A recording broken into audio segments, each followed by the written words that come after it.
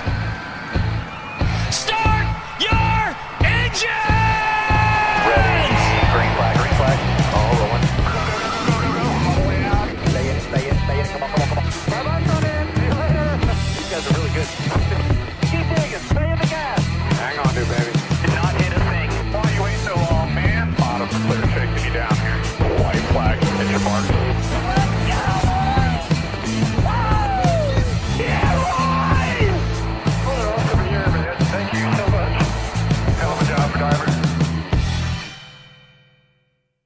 Howdy, ladies and gentlemen. Happy Halloween. Guess we're a night early. Welcome to NWP. Going to be a fun show tonight. I am your host this week, Eric Estep, joined, as always, by Jarrett Lundberg, a.k.a. The Iceberg. And then we have Daniel Baldwin, also known as Danny B. Talks. Going to do a lot of talking tonight. Gentlemen, hope you're doing well. You guys got any Halloween plans for tomorrow evening? Anyone going trick-or-treating out there? What do we got? Gonna throw candy at anyone who comes to my door. Ooh. Okay. Well, I was spicy. gonna go with some family that came down for my birthday early for my birthday, and maybe we'll do like a quick little like drive-by candy throw at Danny's house while we're on the way or something. I just realized, Derek, you got the Dr. Pepper shirt. I got the Sundrop shirt. Oh, the Soda Wars. And I've got the neutral shirt. And I'm sorry, the way you Black started coffee. The way you started just reminded me. You're like, howdy, everybody. I'm like, I'm Woody. Howdy. Howdy. Speaking of Halloween, one of my first Halloween costumes was Woody from Toy Story. I still remember those days. I was probably 6-7 years old. Don't have any Halloween costumes planned this time around. But does the dog have a Halloween costume though? For spooky season? He does have some little bat wings, although my friend pointed out today he looks more like the dragon from How to Train Your Dragon when he wears Toothless. them. Yes, Toothless. He looks like Toothless. So dragon, vampire, bat, you be the judge. He's more festive this year than I am, unfortunately. Do want to say real quick, speaking of being festive, thank you to everyone who tuned into last night's live stream, Groovy Hollow. It was really fun to participate as a driver this year, but it was even more fun to see the overwhelming reception. Did not expect that kind of enthusiasm, turnout from the fans. Raised a couple $1,000s for children's hospitals, and I believe last I heard we have at least donated 100 and something. I don't know the exact number, 100 plus diecast to Toys for Tots, which I think is pretty wild, pretty cool. So. Really appreciate everyone who tuned in last night. Back-to-back streams and back-to-back nights. This is going to be fun. Gentlemen, let's get into Homestead Miami Speedway. One of the best races all year long, but I want to jump straight to the finish. On that final restart, the top four were the four drivers below the cut line who all desperately needed to win. Denny Hamlin jumped out front, but then was run down and passed by Ryan Blaney, who then got run down and passed by Tyler Reddick with half a lap to go. Tyler Reddick wins. He jumps into the championship for Jarrett.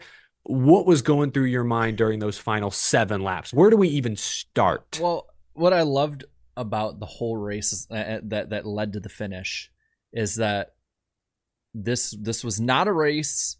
This was not a race I think that anyone can be like logically upset with. Like there's some races where it's like I get someone not being liking a green, white checker, even if it ends well, or it's not liking, a race because there's too many wrecks or whatever, but everything else is pretty good. Like I get that. This is a race that checks every box, and the finish in that way checks every box. I mean, think about it. This was not like some overtime finish because of a stupid caution caused by somebody going for 30,000th place. This was a finish that got set up because two guys were racing tooth and nail to the finish. One of them was on the razor's edge, finally got cut, and from there you had the absolute best of the best racing for it. You had, honestly, with Tyler Reddick, I'd say one of the ballsiest moves I've seen at Homestead, to go in basically and just play free bird on the high side, pass somebody on the entrance of the corner at Homestead. That is insane to me. The fact that we had multiple lead changes in the last 3 laps. I think in the last 2 laps we had 3 leaders. And the crazy part, and I'll point this out, we have a Cup record that this race helped set. The 6th race this year in the Cup Series alone, decided by a last lap pass. I can definitely be critical of NASCAR at times. I can kind of cheerlead when I really like something, but I think this time is the one where everyone, for the most part, I think is on the same page, unless you had some vested interest that you purposely wanted to dislike this race for. I don't see a real reason for disliking this race in any way. Well, Yeah. Jared, I am actually upset. I am pissed, to be honest with you, at the fact that this race is not the championship race anymore because it was that good. And I'm pissed even more. They've moved this race now to March next year and getting it out of the playoffs. Like, what are we doing? You really going to tell me we should go to Phoenix twice a year instead of this as a unique championship race? Come on. Yeah, they're going to replace this with what? New Hampshire, Gateway. What else is in the playoffs next year? A bunch of flat ovals, our favorites, the flat tracks. This race next year, this date will be taken by Talladega. The technical date replacement will be Gateway because this is a ISC track. Gateway being more independent. ISC. Yeah. Oof.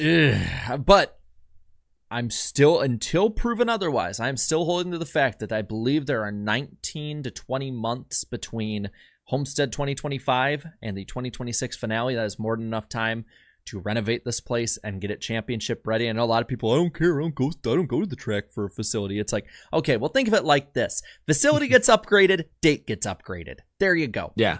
Yeah, that's what happened to Phoenix Raceway, Talladega Super Speedway. You spend Daytona, you spend tens of millions of dollars on a facility, it goes into prime time position. That's what we've seen time and time again. I still say I think Daytona is probably the nicest facility from outside a grandstand in-field experience, but I don't want to be a championship race just because it's a nice facility. Yeah, I didn't mean to mention two super speedways there. We don't want them championships, but like regular season finale, they bumped Talladega into the round of 8 for next year. Like, that's all I'm saying is they're getting prime position because they've made investments.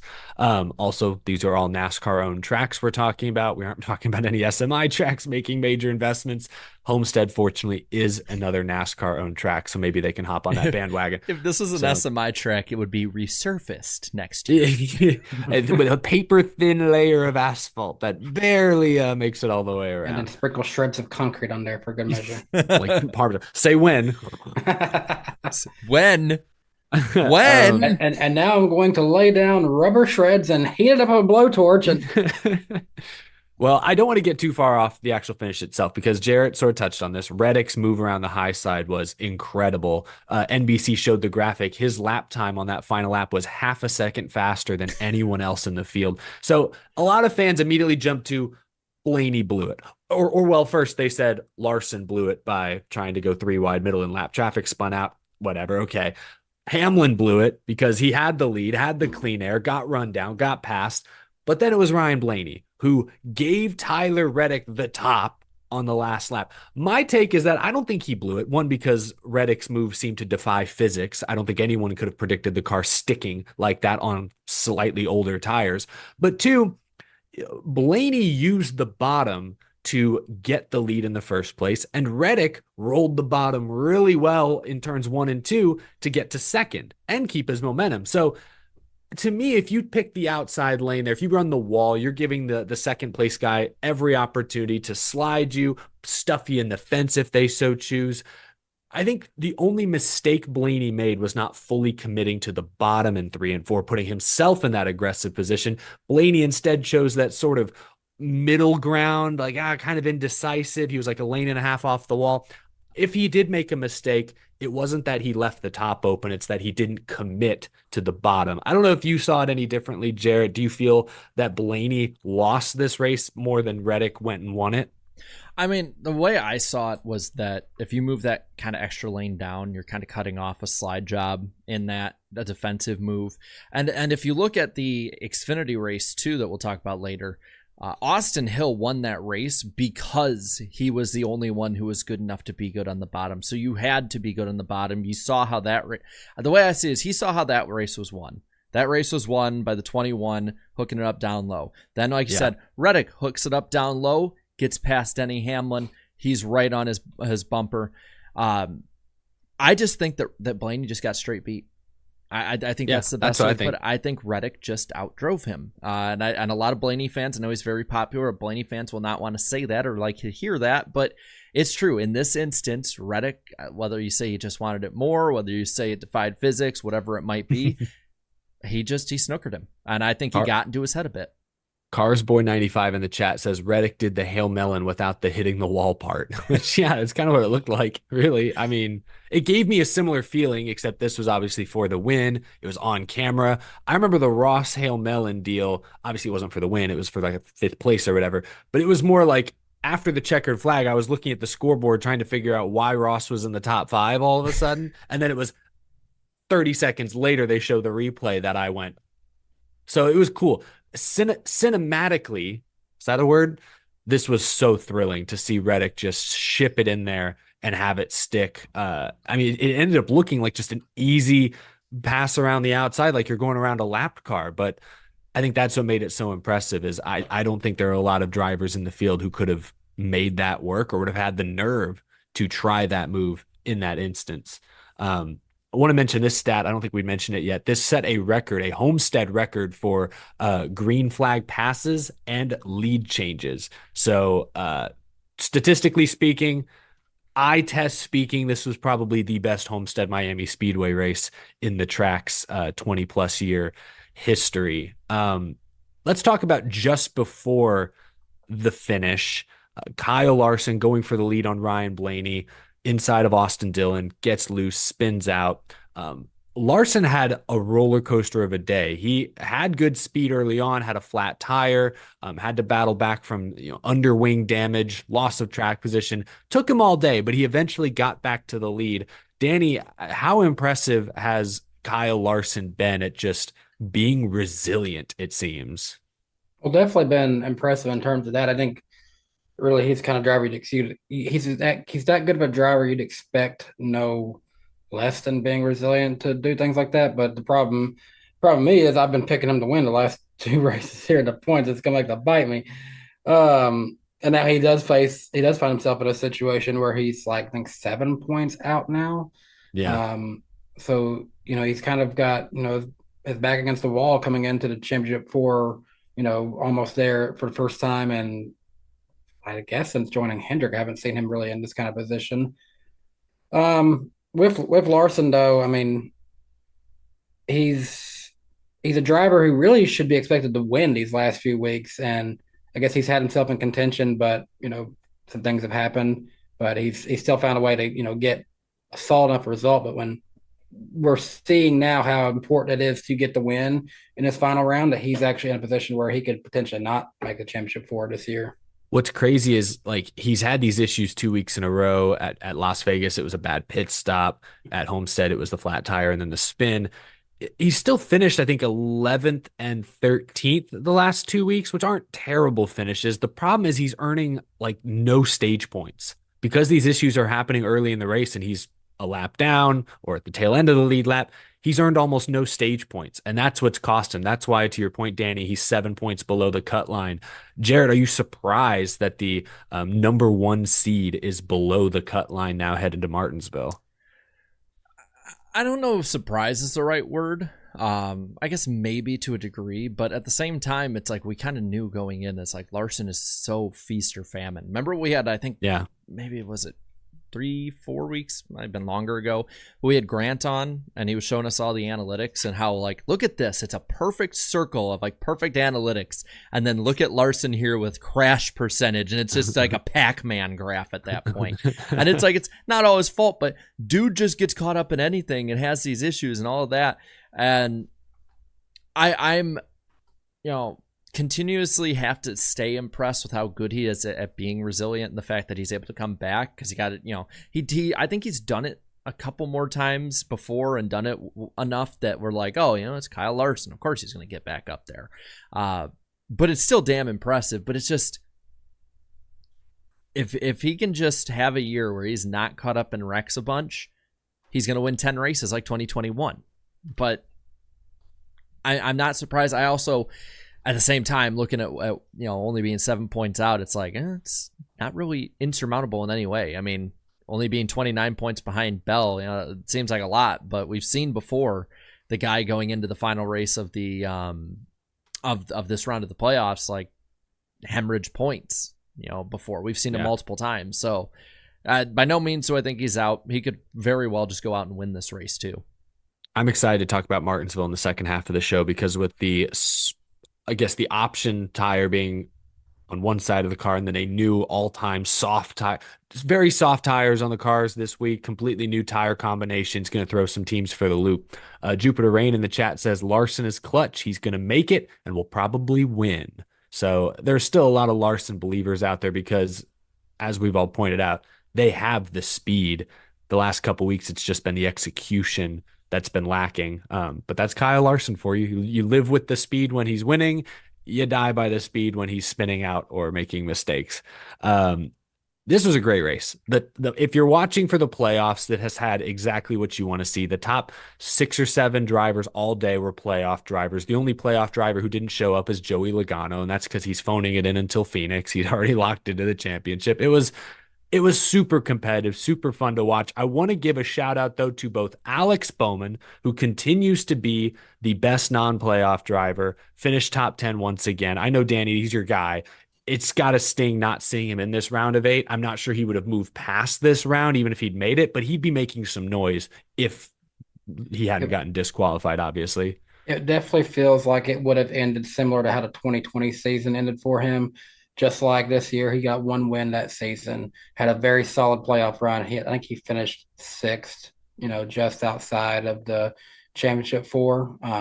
So it's unfortunate to see the way it all ended for Alex Bowman. But like I said, after it happened, like knowing how well they've run after this and what that mistake ultimately costed them, like from a crew chief's perspective, that's a fireable offense in my opinion. Mm, mm. On that note, actually not on that note, but I was saying earlier there are 2 drivers I wanted to shout out. The other is Carson Hocevar, and we will get to the super chats at the top of the hour, but Garabuki just dropped a generous super chat saying, hope y'all are feeling nifty today. Just want to shout out Hocevar. He was one of the only non-playoff guys in the final half of the race, dicing it up in the top 8 with the playoff guys. Another impressive top 10. Great timing on that super chat, Garabuki, because that is the other driver I wanted to shout out. Spire Motorsports, the second half of this year, just as a team, have brought more speed, and I think leading the charge has been Carson Hocevar. Really impressive performance. Even Zane Smith was up in the top 10 briefly at one point. So, yeah, definitely wanted to give Carson Hocevar some credit. While I'm speaking to the chat, I haven't mentioned this yet, but we have a very steep like goal tonight of 600. If we hit 600 likes on the YouTube stream here, we will unlock the random driver of the week. It's just above Jared's head. He's pointing it out in case you can't see it. If we hit 600 likes, we're going to have some fun in the second half of this show. No pressure or anything, but it'd be nice if we hit that mark. Thanks, guys. Bees. Unlike Nicolas Cage in whatever that movie not is. The bees. Not the bees. No. Oh, they're in my eyes. I genuinely wondered at one point if they were going to throw a caution because the spotters were up there, swatting ghosts away, trying to call the race. What'd y'all think? It's just, this race had everything, even the stupid only in NASCAR moment thing. I mean, yeah, that's one of the way I put it is like, that's one of those moments that like you're going to see a NASCAR Nixon compilation in 10 years of like, stupid things that happened at races. And this is going to be part of it. Like, yeah, just again, every part of this race if it had impacted the race in some way, like say a crash happens and you hear over the radio, yeah, there was a bee flying up my nose, so I did not see that. My bad, y'all. You're going to see this in NASCAR. What is that animal moments compilation video? But one question, animals on the track. One moments. Question that I think they all had for the spotters: you like jazz? Before we get off the cup race too far and look at the points, I think this was one of the best races of the season, whether you're watching for the playoffs or not. Just all the lead changes, the different strategy. Like stage 2 was all strategy dependent. Denny Hamlin running long, chasing down the leaders, winning that stage. Like there was something in this race for everyone, even the animal lovers, as we've now discussed. Like, where does this race rank among best races this season? And some have even called this the best playoff race ever. Do you agree, Jarrett?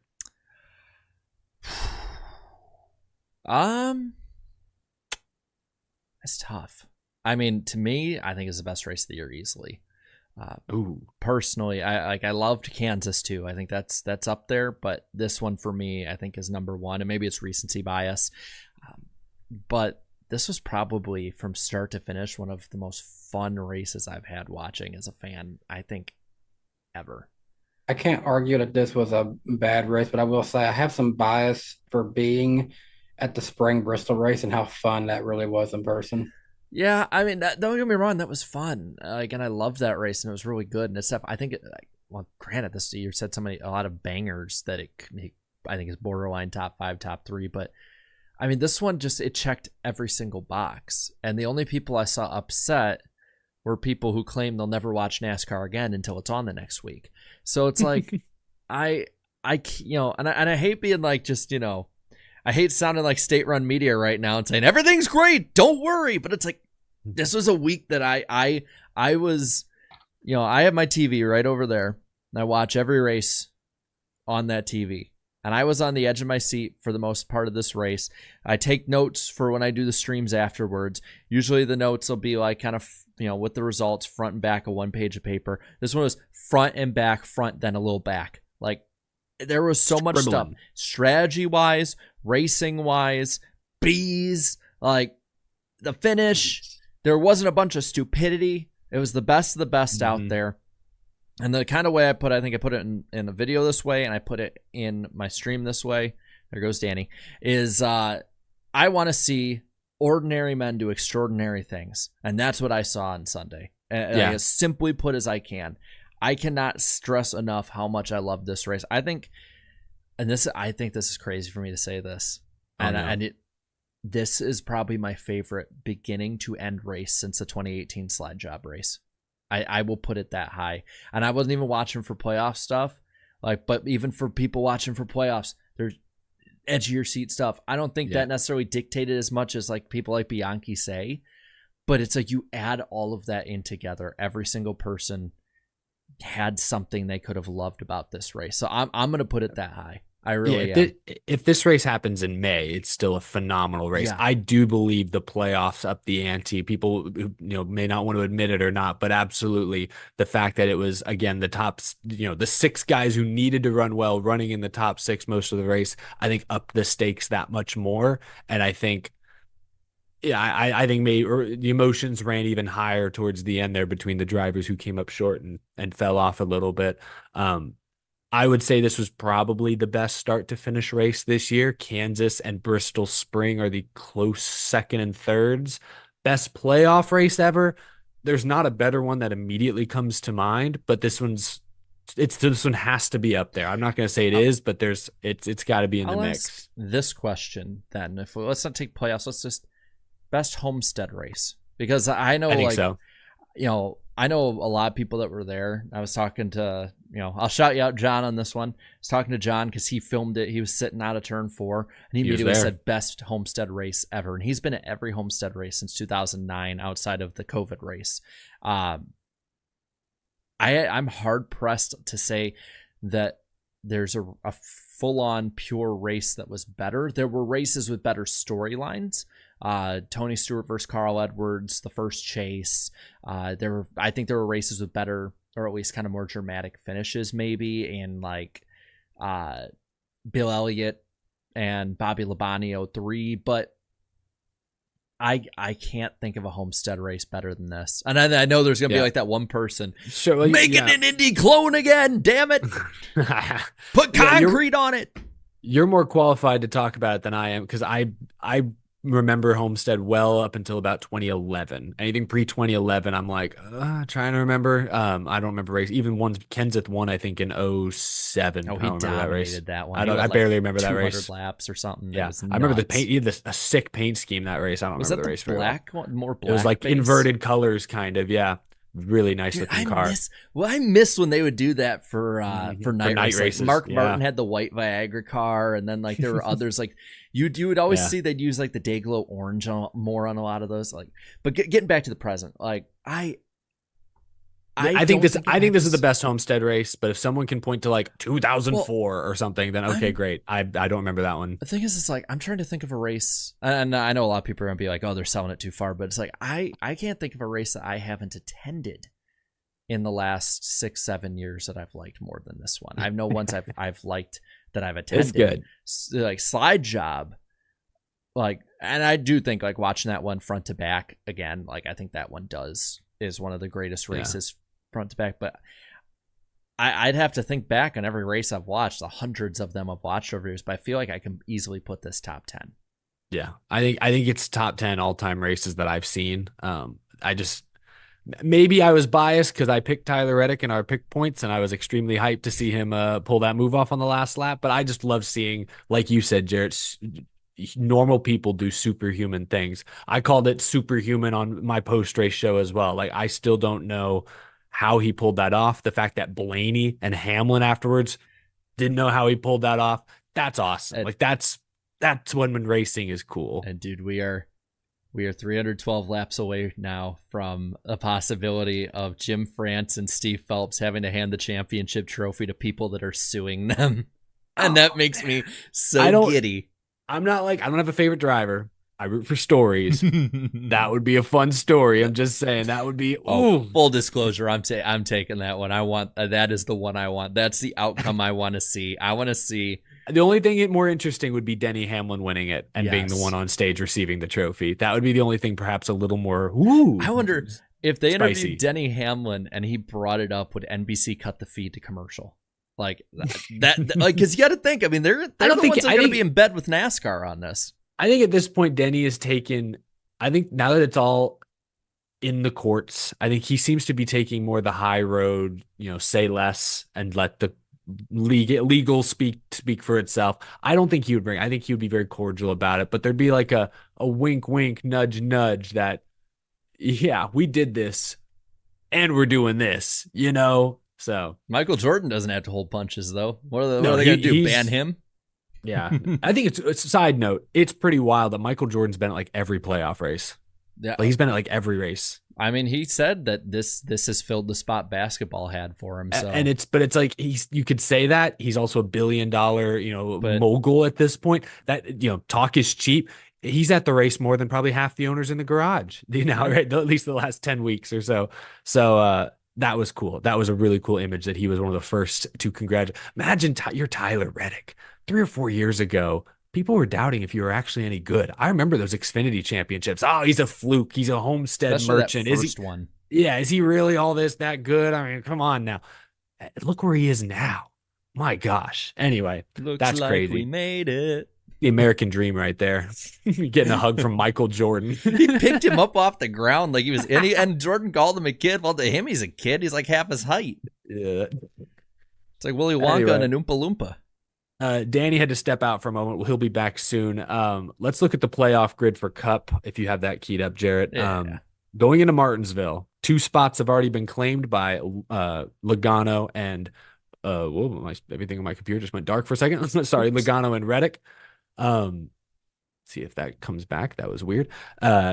Christopher Bell is 29 points to the good. William Byron is plus 7 points to the good. Kyle Larson is the first driver out. Then Denny Hamlin, manageable 18-point deficit perhaps. Then it's Ryan Blaney minus 38. Chase Elliott minus 43. Must-win territory for those two. We kind of glossed over Chase Elliott, but I thought, had one of his best races in a long while. Led the most laps. I think he's led in a race all year long. Finished in the top 5, but he is still 43 points out. So those are the points. We'll talk about Martinsville in the second half of the show.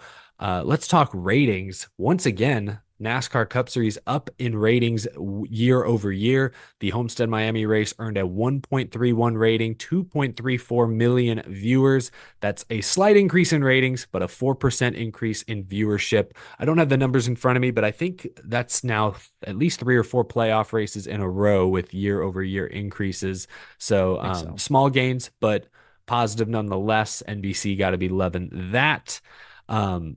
What did you guys think of the Homestead Miami Speedway Cup race? It's time for the famous iceberg poll that I will now read, even though I'm not the iceberg. 12,000 votes. That's a little higher than we've seen in recent weeks. Fans were very passionate about this one. 77% of fans voted great. 16% voted good. 4% said average. And YouTube updated So we used to have 5 selections. We used to have a below average and a bad. We've now just compiled all of it into, one bad category. 3% of people voted bad for the Homestead Miami Speedway race. I don't remember what the race was called. I was about to say the Ford 400, but it hasn't been called that in a decade. Wireless. Straight talk. That's what it was. I keep wanting to call it the Ford 400. Sounds so better. It does. Won by a Toyota. Henry Ford rolling in Beating his grave. a Ford. Beating a Ford straight up on speed in the final corner. Yikes. Don't show that. We just got banned in Detroit, unfortunately. The stream has just gone off the air. Bummer. So that's a 93% net positive. That's got to be one of the highest net positive clips in a long while, Jarrett. 3% negative. What were some of the comments you saw? Well, the first one was from Calypso, so positive, negative, or meme. We haven't had rain in a while, but I'm going to say meme. I think Calypso got Danny. Uh-oh. Calypso said this. Won't joke about weather after what happened with the hurricane, but such a great, entertaining race we had today makes me wonder, why isn't this the finale again? I must admit that watching this race was immensely improved by my new favorite souvenir, the ballast I stole from the 48 car before his post-race inspection at Charlotte. Wow. So that's kind of positive and a meme. Well That's played, pretty good. Calypso. Looking at the comments here. Let's see what we got. Florida Rail Production said, "What a finish! It's almost like this track should be hosting the championship." Yeah, I agree. Black Hat said, "I'm a Blaney fan, but that was a fantastic finish. Wow." Yeah, my dad called me afterwards because he's a Blaney fan now, and he was so conflicted because he also grew up in Illinois, was a massive Chicago Bulls fan during the Jordan years. So he kind of has a soft spot for the 2311 cars, but I could tell he was conflicted. He was like, "It's a great race." He kind of watches it like me nowadays. "Oh, racing's great. Love good racing." But I could tell he was fighting back tears that Blaney didn't get it done. Well, and then Cito follows this up with Blaney with the biggest choke job yet. Mitch Collins says, "My voice hurts from yelling at the TV through 4. Can't believe he pulled that off on scuffed tires. Epic." And wow. I'll further push that point because a lot of people I saw were like, "Oh, it was only a lap or 2." It's like we saw what a lap or 2 could do with bad cars with Kyle Busch and Joey Logano earlier. And even a good car, he fell back on the restart. So I'd say still pretty impressive. Raphael says, "Netflix is crying of joy right now." That's a good point. This is going to be a hell of an episode in the Netflix show. I'm actually excited to watch that episode now. Very excited. NASCAR fan 2477 says, "Whoever votes below average bad is A, a Hamlin fan, B, watching the 2002 race from Homestead. What a race." Brassmaster says NASCAR disliked this. And then the gutter comments, the 3 gutters. Hit us. First, we've got Johnny here. Saying Larson doing Larson things as of late, over driving and dumping it. Great day in Miami. I'm not a Larson hater, more like a Hendrick team hater. Oh, funny. That's probably what a good portion of people accuse me of being. I just love that, like broadening their hatred. That's something good. Feed me more. Let the hate flow through you. Gator Gang for Life says, "I'd much rather have the finale at Phoenix. This was utter BS. Let the Make-A-Wish kid win. Pathetic." Whoa. What? I don't even know where that was coming from. Where did that even come from? Jeez. And Mike here saying NASCAR sucks. That's Game it? over, man. Game over. What a gutter this week, all over the damn place. Well, that was the not the Ford 400. I'm so sorry. The Straight Talk Wireless 400 at Homestead Miami Speedway. One for the ages. I hope we did it justice here in the first half hour of the show. We are closing in on our first Super Chat stage break. Really do appreciate the support tonight. We are also more than halfway to our light goal of 600. Keep them coming, folks. Call your friends. Call your wife. Log your kids into YouTube Kids and hit the like button. Whatever you got to do. Help us get to 600 likes to unlock the random driver of the week. let's talk Xfinity and trucks real quick. The Xfinity race was fine. Austin Hill kind of dominated. I sort of want to talk about that because Austin Hill, I feel, had been hibernating for much of the summer. We think of him as, a super speedway guy. Hadn't done a lot recently, but here he is at an intermediate getting a big win when he needs it to lock himself into the championship four. What did you make of Austin Hill, Jarrett? I was expecting Martinsville to be the one he popped up at because he's always been, relatively good there. But Yeah. I was impressed. I think the team and driver they hooked it up. They had everything hooked up right. And I talked about it earlier is he won that race by being glued to the white line when nobody else could. We saw it when he made the pass for the lead on Eric Almirola. When Almirola had gotten past him, there was this awesome battle with like 8 guys up front within a second of each other. Late 8th, I think in stage 1, I want to say, might have been 2. And Almirola tried pinning it to the bottom, kind of got a little tighter out of the corner, and Austin Hill just went right underneath him, right past him. It was to the point that when he passed Cole Custer at the end, and I had my post-race chat ready to go, there were people accusing Austin Hill of having a cheated up car. He was pulling away so fast from the 00. And it's like, no, he was just that damn fast. So credit to him. Yeah, credit to Austin Hill. He locked into the championship four. Do you want to look at the Xfinity playoff grid real quick? Yeah, let's pop that baby up. So Austin Hill locks in. So of the 6 remaining, Justin Allgaier is plus 35. Cole Custer is plus 28. Then we have the only drivers who are still mathematically in it here. We got Chandler Smith minus 28, Jesse Love minus 35, Sam Mayer minus 47. Sorry, my screen keeps going dark on me. And then there's Sammy Smith. I don't know what his numbers are. Out. He's mathematically cannot make it on points. He's like, he would have to win, I guess. Yeah, you're right. I didn't have to bring up the points. But yeah, Sammy Smith would have to pull off quite the upset at Martinsville to have a shot. Did you hear on the broadcast? They're like, yeah, basically like we were already just focused on Martinsville. Like they sold this race. They're like, we know we're gonna suck. We're just gonna focus on the track that Sammy's good at. Dang. I mean, hey, there's probably a smart strategy, respect the honesty, all things considered. I mean, it's a tempting pick. I don't know if we had this lined up later in the show. I don't think we'd really mention it, but I want to mention Chandler Smith minus 28 because after the race, he kind of said, we're going to go out in a blaze of glory at Martinsville, no holds barred, going to be very aggressive because Chandler says he doesn't have a ride for next season, says he doesn't see very many open rides even available to him at this rate. So I don't know, you guys, if this is the end, and I don't think it is, I think he'll end up somewhere, but let's say for a moment, for the sake of argument, this may be the end of Chandler Smith's racing career, unless he breaks through and wins and gets to the championship four. What do you make of those comments? Danny, what do you make of Chandler Smith's potential future or lack thereof? Confusing.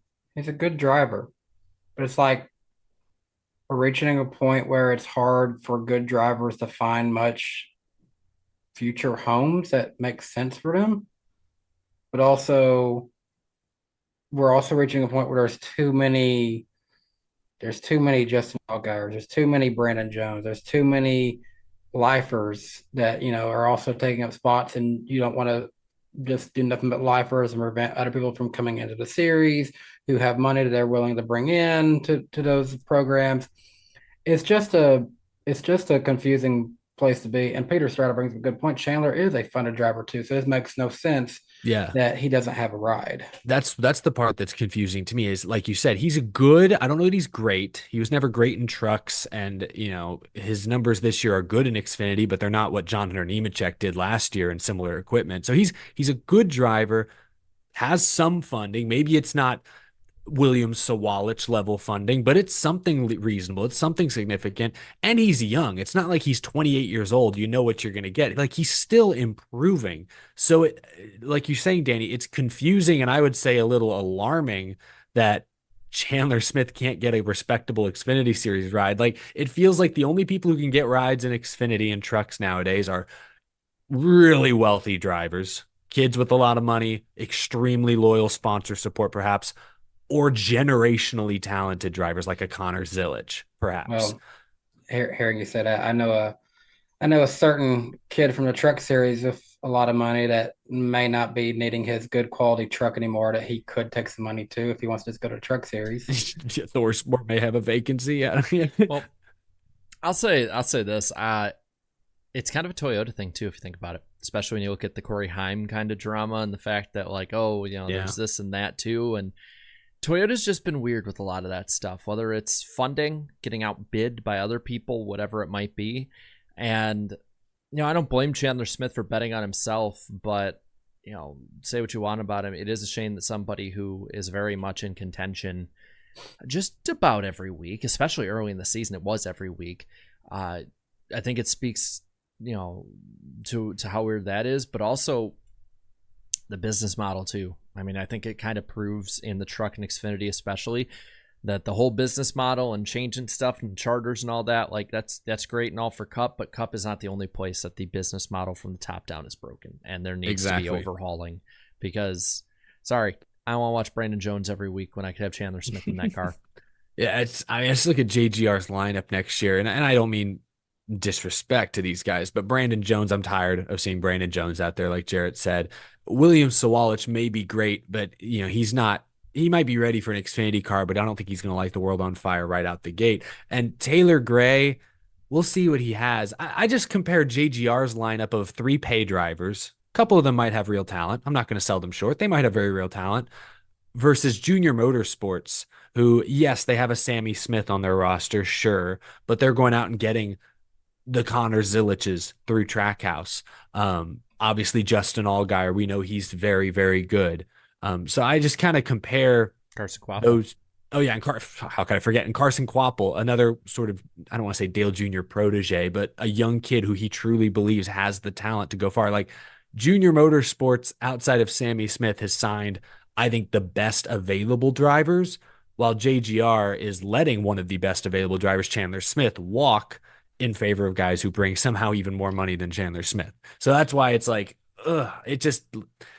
like you said, the model is broken, and this is like maybe one of the more glaring examples of that. It's getting to be a weird point in things because think of it like this: if for some reason Chandler Smith was just unable to get the ride that we feel he's capable of, we saw James Busher walk away from NASCAR, end up becoming a real estate agent, pretty successful one at that.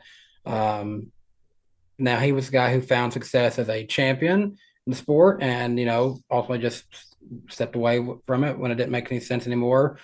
We've seen guys who looked like they had a lot of potential, like Dylan Kwasniewski. He didn't pan out in the long term with the way the system was even back then. Myatt Snyder, a driver who has a dad, as a legendary person in the sport and other realms of it.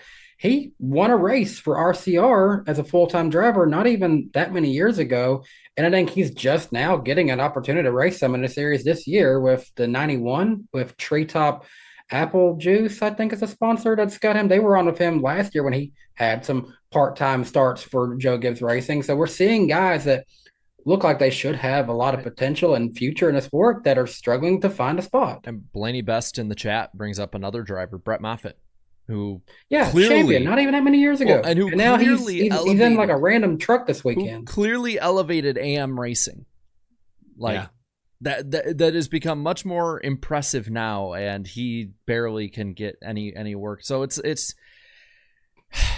the worry for me is that yes, there's more money being infused into the sport with the CW contract and Xfinity and some of these other contracts. But if those don't work and there's less people watching, the need for more sponsor dollars and eyes in that way, it's only going to get worse.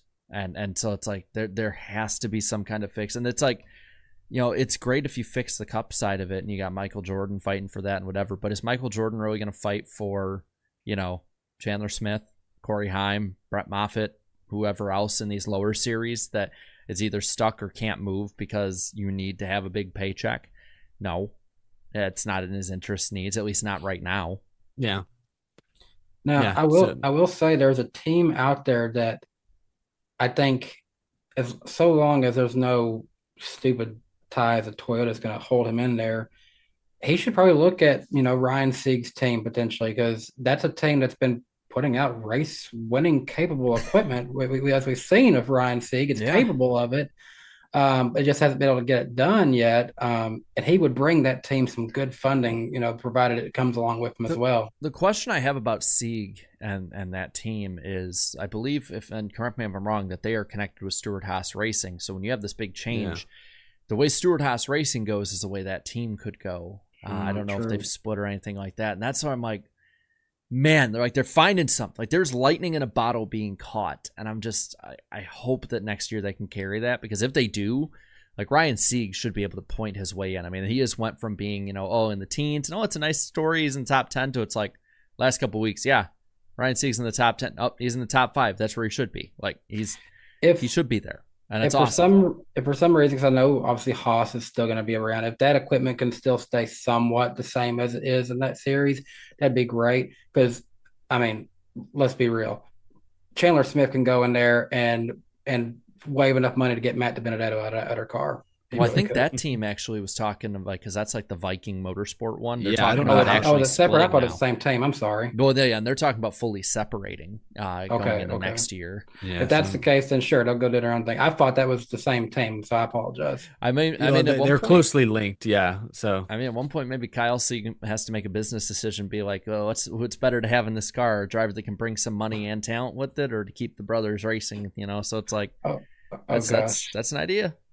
The chat is, hearing this conversation. I just saw a name that I haven't thought of in a little bit, and he's gone instantly already. But that's partly his own doing. Drew Dollar. I mean, he was looking promising, and then just Drew Dollared himself right out of. You haven't heard of him in years. Remember that Daytona race with him, where it's like, wow, he's getting that right, and he's done. It's like a South Park skit. Well, this has been a good conversation. I kind of want to add to it when we move over to the truck race, because we're talking about young drivers with potential who have funding, and then other drivers with funding who maybe don't have the potential or could see their careers become short-lived. Like you mentioned, Drew Dollar. Drew Penny, according to Spencer. Drew Dimes. Drew pennies on the dollar. Grant Enfinger wins the truck race, fuel mileage race, back-to-back, continues to shut his competition out of the championship for. That's awesome. Don't want to gloss over that. But the storyline was, of course, 18-year-old Connor Jones wrecking Matt Mills for like 19th place, wrecking him on purpose, venting about it over the radio, getting parked for 2 laps, and then today getting suspended for the Martinsville race. Oh, and in the background, Matt Mills spent 2 nights in the hospital after too much smoke inhalation. Luckily, he seems to be okay, on the mend. But Connor Jones, basically everyone who's commented on this says the same thing.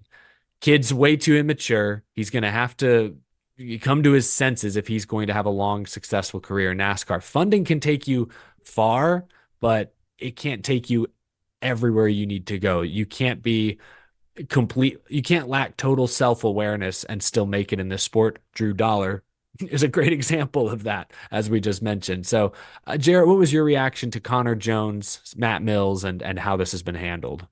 I'll start with the Matt Mills part, because I'm happy that he's out of the hospital. Sounds like it was completely in there. He was in there because of smoke inhalation. There was a lot of fire in there. I was worried if he got burned. Oh yeah, the whole cockpit was gray when as he was climbing out. So I want to say I'm happy that he's doing well, going to be racing this weekend. Connor Jones, I'm not surprised. I mean, I've known stuff behind the scenes about him for a while. I've known that his reputation in late models. I've seen how journalists see him. Bianchi and others have talked about him. I saw how drivers talked about him this weekend. Raja Caruth being one that was pretty outspoken.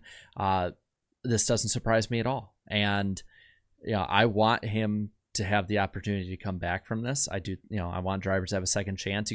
I feel like you have to do a really horrible thing to not deserve some kind of second chance. He's, 18, all that. That's not an excuse. I saw some people, oh, he's only 18. It's like, yeah, that still makes it a problem. It doesn't you can be 12 if you're in the big leagues of stock car racing. You need to be held to the standard of the big leagues of stock car racing. What happens if we just say, oh, he's just 18, and we just let him keep getting away with that? Well, he's just 24, and he's still just a boy. Where I took kind of discretion with how it was handled is, I think he should have been taken off the track. personally. He's been a weapon. And that's the best way to describe him. He has been a weapon all the way up the ranks.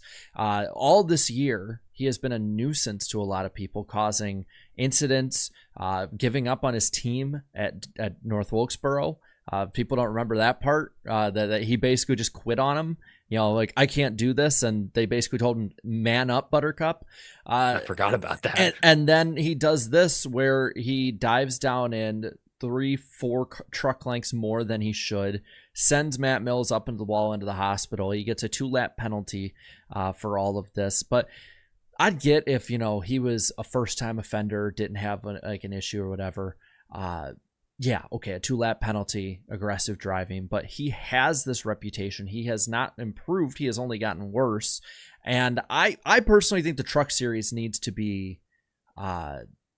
what's the right word? It needs to be more strictly governed. The adults need to step in. Sucks for the guys that have been doing stuff right. He got compared to Carson Hocevar a lot this week. Thing is, Carson Hocevar can back it up. Like, Carson Hocevar can do dumb stuff and then turn around the next week and be running with Denny Hamlin, Christopher Bell, William Byron, and Chase Elliott and beat a lot of them during the day. Whereas Connor Jones has not proven that. So I zero tolerance at this point. And I will say this, for the rest of the field's sake, I'm happy he got suspended this week because he has not proven he can handle Martinsville. Now, Johnny Sauter's in the car or truck, so that's not necessarily too much of an improvement for the bottom of the field. But I'm sick of these dumb things, and the thing that is really scary is that if Phoenix devolves again, Connor Jones will be part of it this time. Yeah, well, he'll only add to the flames. What I was going to say, though, to your point about sort of running the Truck Series on a short leash, that should have been the case since Phoenix of last year. I think this whole year, that's sort of been the philosophy. That's why Lane Riggs got parked for 2 laps earlier in the season. And so I will say, whenever NASCAR makes a big call like this, I look for consistency. I look for precedent. And at first glance, I'm like, there really is no precedent for suspending Connor Jones. He didn't right rear anyone. He didn't wreck anyone under caution. He wasn't 20 laps down, plowing the leader into the outside wall. Like, I'm not going to say I didn't disagreed with the call, but I was saying there is no precedent for it. So this is them setting a new precedent that says, hey, these hotshot 18-year-olds who are obviously immature, don't have the maturity to be trusted with massive race cars at high speeds. Like, we are going to watch you more closely from here on out. It happened to Lane Riggs. It's happened here to Connor Jones. So this was NASCAR setting a new precedent, I think, in the wake of the Carson Hocevar deal, really all of last year, but especially at Phoenix. To your point about Hocevar, and I could throw even Ty Gibbs into the mix here, they both had very immature outbursts in recent years, but they both also, I think, shown that they have the speed to back it up. But more than anything, they have demonstrated an ability to mature. Hocevar this year, I think, has been pretty clean and cut. He's had a few moments here and there, but he hasn't done anything outlandish that I can think of. Clean for the most part. Ty Gibbs, I remember, he swerved at a guy on pit road a year or two ago, and maybe had one other, the incident with McDowell at Wilkesboro. That wasn't that significant. He's overall cleaned it up since the low lights of his Xfinity days. So Connor Jones, one, has to now prove to us he's as talented as those guys, but then he'll also have to prove to everyone that he's able to mature the way those guys so far seem to have matured at least a little bit. And I think this is a wake-up call. This is NASCAR setting a new precedent that if you have a bad reputation, we'll drop the hammer on you. We don't care. Like, this message needs to get delivered one way or another. It's not only NASCAR, because he's been here a limited time. It was Cars Tour guys. It's people that raced him. Well, that's what's been so interesting. Track racing. Because I'd heard what other people, and I've heard what you've said about him that you've heard. I've obviously heard some of the reporters talk about him this week, but I didn't realize just how bad his reputation was outside of NASCAR until this happened. And now I'm like, oh, I think that also played into NASCAR's decision. They're like, we got to nip this in the bud. He can't be trusted on our racetrack. We got to send a message quickly. And that's part of why he was suspended. I'll say this too, because I want every driver to have a fair shot in whatever way. And if they can make it, they can make it. If not, they don't. But the way that he has not been able to back up anything really on the racetrack, and then follow that up with acting like an immature brat. I mean, that's the way he acted. The way he acted was like a little 6-year-old brat who didn't get their way, screaming over the radio, cussing up a storm, throwing a tantrum on the racetrack. He acts like that, he's not going to move up, because we have seen it proven with some of the biggest stars of racing name-wise, like Danica Patrick, where money will only take you so far before your ass is out, and I don't think he has as long a leash as any of the people we've talked about so far. If he does not straighten this stuff out by 21, he will be working with his dad's business and not as a race car driver, and that's the truth for a lot of these young kids. That's Get ready to learn real estate, buddy. I love that. I love that meme. Get ready to learn about closing costs, pal. Playoff grid for the Truck Series. Enfinger is still the only driver locked in. Corey Heim, though, virtually locked in, is plus 49 points. Christian Eckes plus 38. Ty Majeski rounding out the big three is plus 22. Then it's Raja Karuth, Taylor Gray, Tyler Ankrum, and then Nick Sanchez. Most of these guys, I would say, in must-win territory, headed to Martinsville. Going to beat and bang in the truck race. Excited for that, also dreading it slightly. Well, that has been the first half, of the NASCAR Weekly podcast. We are over 400 likes on my end on the stream, closing in on our goal of 600. Help us get there, unlock the Random Driver of the Week segment. Let's get through our first batch of Super Chats. It's time for the Super Chat stage break. Fred Dog 81 sent a Super Chat earlier, said, we're halfway to the trolliest Final Four. 11 obviously would be number 3, but who, as the 4th playoff guy, would drive NASCAR officials and or fans into a rage? So obviously Logano, people hate him and how he got there. Then you get the 2311 car, that's controversial. Hamlin is controversial. Who would be the 4th guy? Would it be Chase Elliott? You know, Elliott's got a lot of fans, but people love to hate on Chase Elliott no matter what he does. Would go insane if that happened. I could see it being Chase Elliott. Bell is pretty. Nobody hates Bell. Nobody hates Byron, really. He's just kind of there. Well, maybe that's why it is, because people are just like, he's just the other guy there at Hendrick. Who I wins think it would be Chase Elliott. Or if Blaney makes it and shuts Hendrick out of the Final Four entirely, that'd be pretty that might be it. That would be pretty crazy. I could see that. I could see all the Elliott fans being salty and being like, Byron got the better car there in this round. I do notice a lot of infighting amongst Hendrick fans compared to other teams when it comes to. How you think I feel? I'm the 4th Hendrick car. Danny B to the 48 car. Thank you for the 10. Thank you guys for the show every week, particularly your dedication to avoiding politics. I can't say enough about how much I appreciate that. For 2+ hours a week, I can relax and not hear about anything political. Well, now that you said that, CBB, no, I'm Mr. Frog has the best policy. if I can just say anything, we don't try to do that. We don't try to tell you anything about politics. We won't say anything about that part, but if you haven't, or if you are able to, at least go vote. That's all I will say. Mr. Frog needs your vote. That's as far as it gets. I don't know who Mr. Frog is. I can't stand for his policies, but I do appreciate the comment, CBB.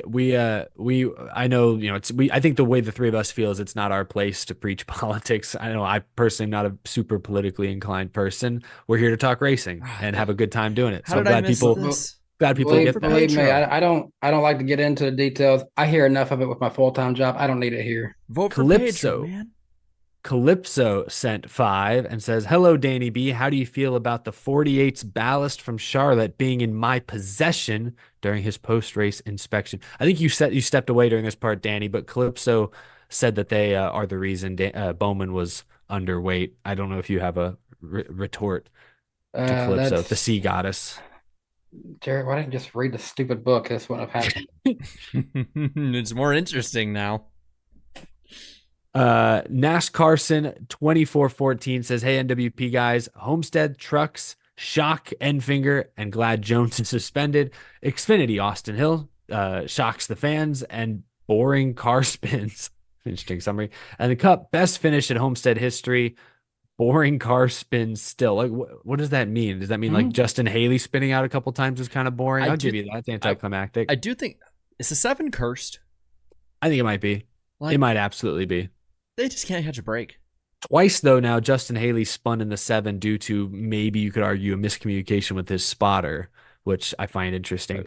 I want to quickly mention this as well, because I did notice my feed refreshed, and the first super chat of the night from Napa Racing Fan 927 did not reload. I see Napa Racing Fan in the chat. If you just want to comment normally what your super chat was, Napa Racing Fan, we can read it here in a moment. I did want to apologize for that. Not sure why it disappeared on my end.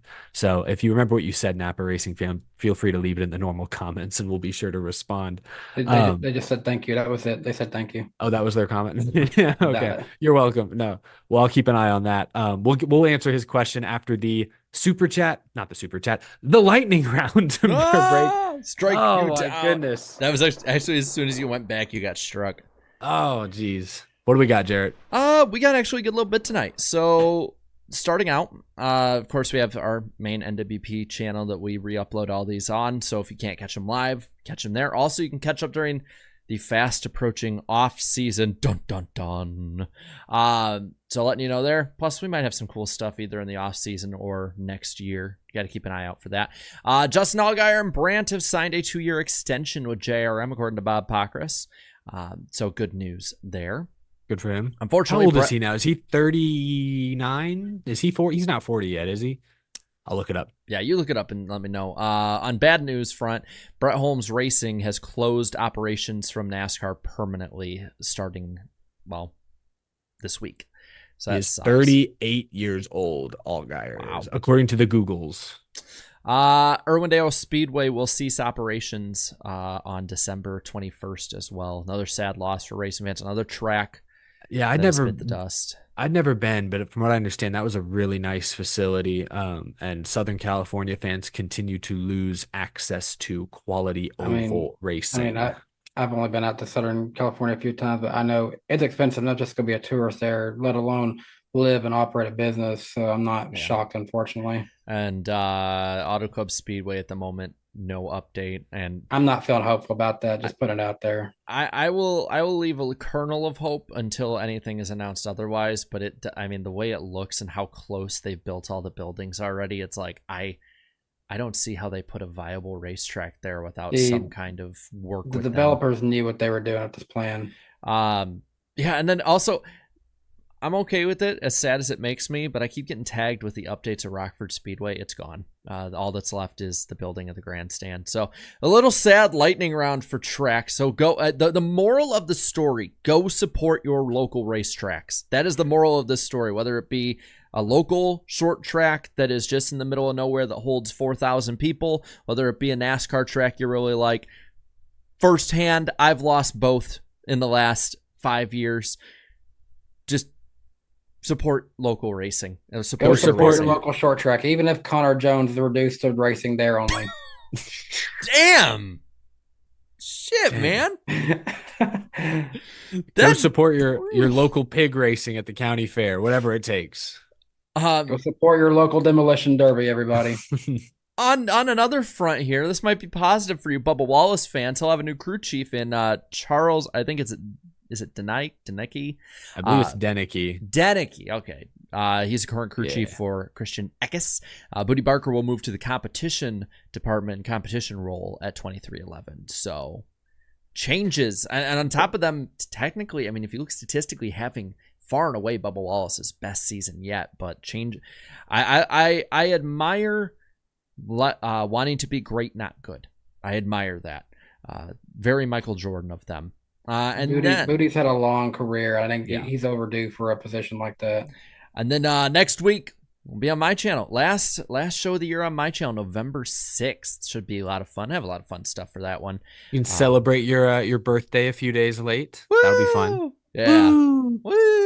Woo! We could really celebrate my birthday this week with getting 150 more likes to hit that like goal. That would be the ultimate birthday present. Yes. If you guys don't want to play this week, I get it. I do have a lead in that game right now, so I'm kind of okay if we just skip this one. It helps me get a little bit closer. So I totally get it. I really do.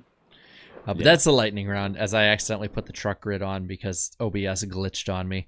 We might not, you know what? It's time to talk about the truck series again. Let's go. On air production meeting for a second. We might not even have the OBS side of it next year. I don't know. We might do different stuff. There might be something different next year. We don't know. Going back to Google Hangouts. Yeah.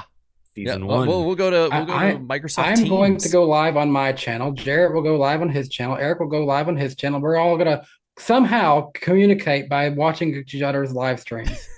Like the idea of that. It'll be like a 7-second delay. It's like the world's worst game of telephone. Yikes.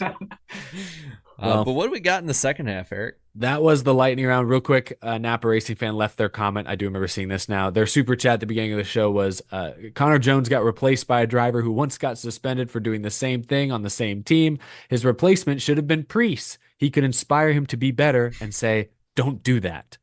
So perfect way to tie up our Connor Jones conversation. Thank you for the super chat, Napa Racing fan. Apologies again for the weird YouTube glitch. Glad we could share that. That's funny. Second half of the show, I haven't really dug into this one too much, but I saw it was making the rounds a couple days ago. What's this going on in Saudi Arabia? They're building some futuristic speed racer looking racetrack out there, and apparently some leaked graphics suggest NASCAR could race there in 6 years. Is that what I'm seeing, Jarrett? It sounds more like it's just concepts of what they'd like to see. Well, no, it's people so NASCAR was highlighted in the ones they've talked to about planning a date.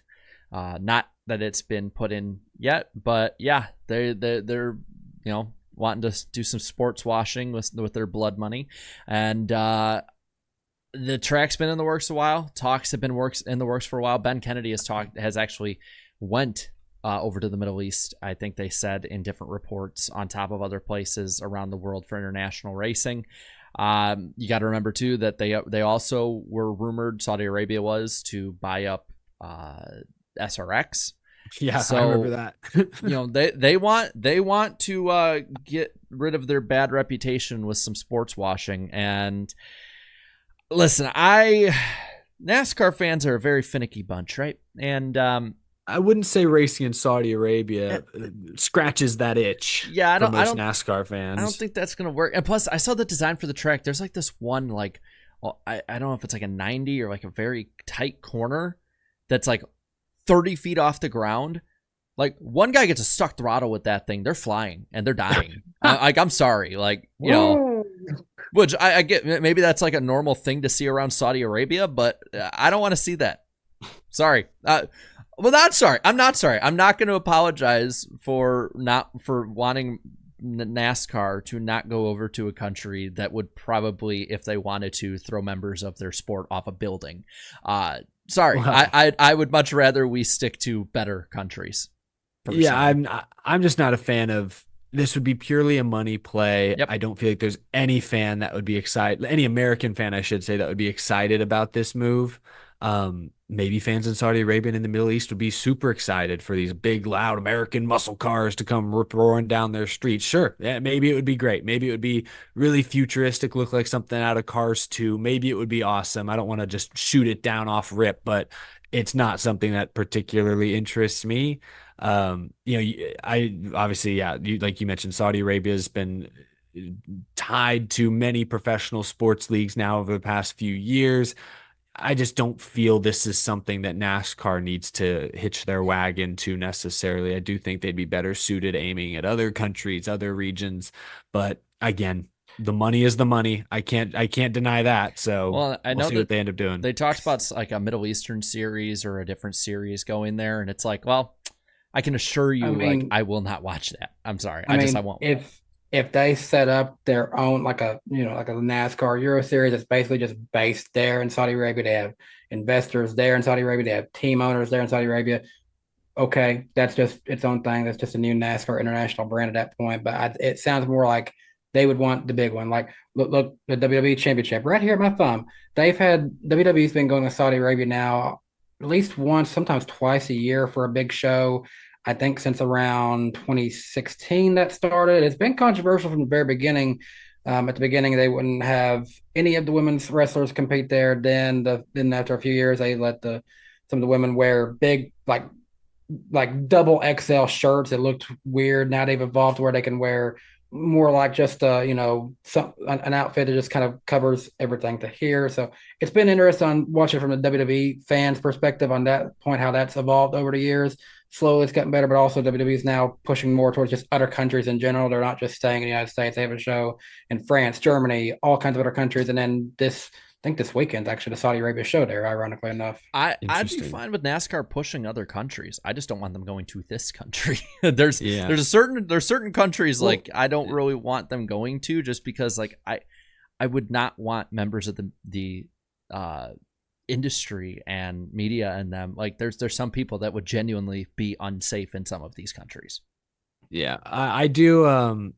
I feel NASCAR often has tried to like shadow the NFL in a lot of respects. And to my knowledge, the NFL does not play any games, at least not yet in Saudi Arabia. But like the NFL goes to London and Germany and played in Brazil recently. We've heard NASCAR linked to Brazil. So Mexico. I don't know. That's another one. Mexico, great example. Canada.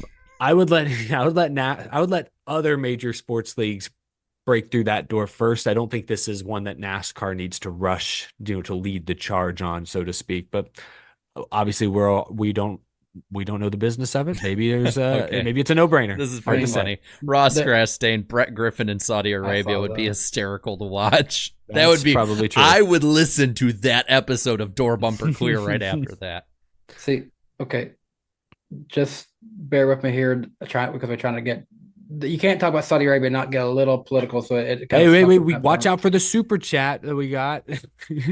But like I've seen several things that I know there's a young prince in Saudi Arabia. MBS is, I think, what most people know him as. He's been labeled by many as a little bit different from some of the other royalties there, and he's kind of been pushing for more of this futuristic Saudi Arabia and all that. But it's still just such a hard reputation to get past. I mean, it's there's been talks that they want to normalize peace agreements with several countries like on all sides of it in the Middle East. So Saudi Arabia is an interesting animal right now.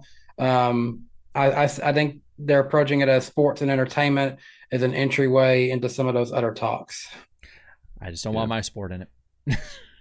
Well, we can talk something else we're probably unqualified to speak about, and that is the ongoing legal battle between NASCAR and 2311 Front Row Motorsports. I know today there was another filing from the teams responding to NASCAR's response to the teams. It would be very difficult to try and summarize everything that's been said the past week, but effectively it comes down to the teams claim that NASCAR is a monopoly. They act like bullies. NASCAR's pushed back against claims of being a monopoly, arguing that, hey, the France family's always owned the tracks. Doesn't matter that we brought them in-house in 2018 or 19. Like, that was always part of the France family. ARCA was never serious competition. That's what NASCAR says. So who cares that we bought up ARCA? They're not a real competitor of ours. They're not at our level.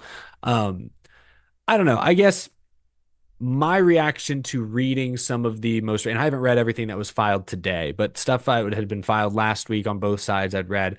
My takeaway is that I think I agree with a lot of the team's complaints and agree with them that, hey, NASCAR probably should be run differently. I think the current NASCAR leadership group, mainly the France family, are still in many ways too stubborn.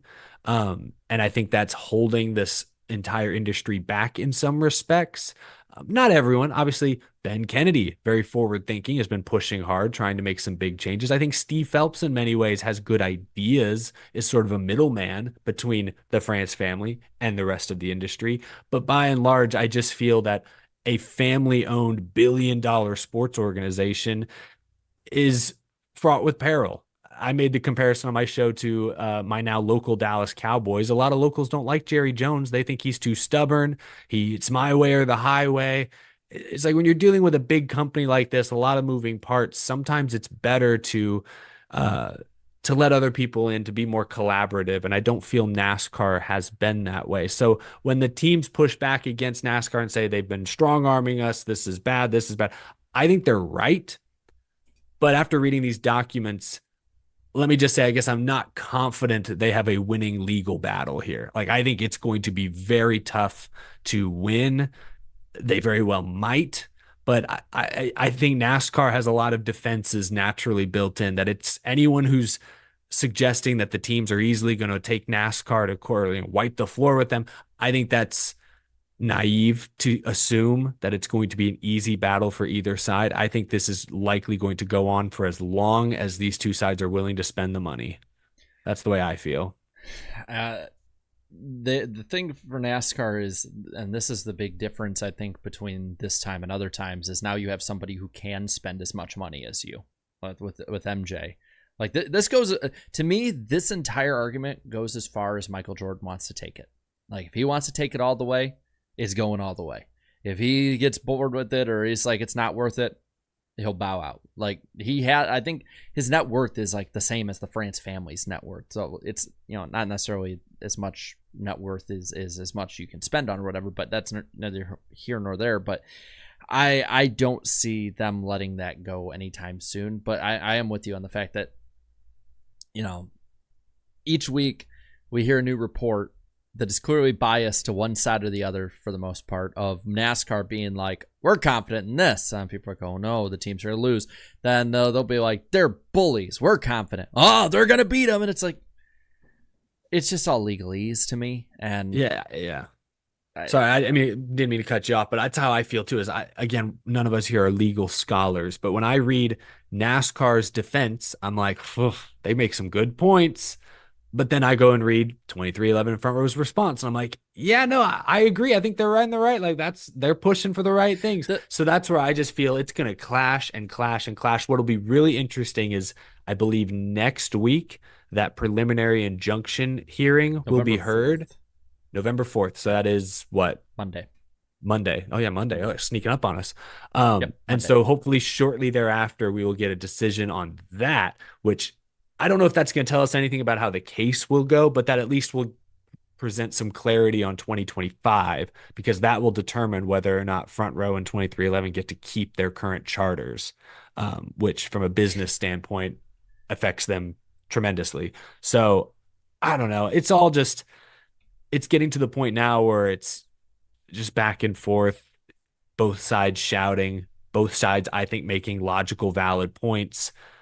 I just don't know where it's going to go. It's sort of, that's why I feel like this is potentially going to go on for as long as people fear it will. We've gotten past the fun part to me. Like the fun part is like you find out all this stuff. Oh my God, they're going to go this far, whatever. Now you get to the part that I think a lot of people would see as the boring part that they're just going to skim over and ignore. And then we'll get back to the fun part if like something actually happens. Once there are final decisions being made, I kind of liken it to the SMI efforts at the fairgrounds, right? Like people ignored it for so long because it wasn't realistic. Then some actual progress happened. We learned stuff. It's like, oh my God, this is huge.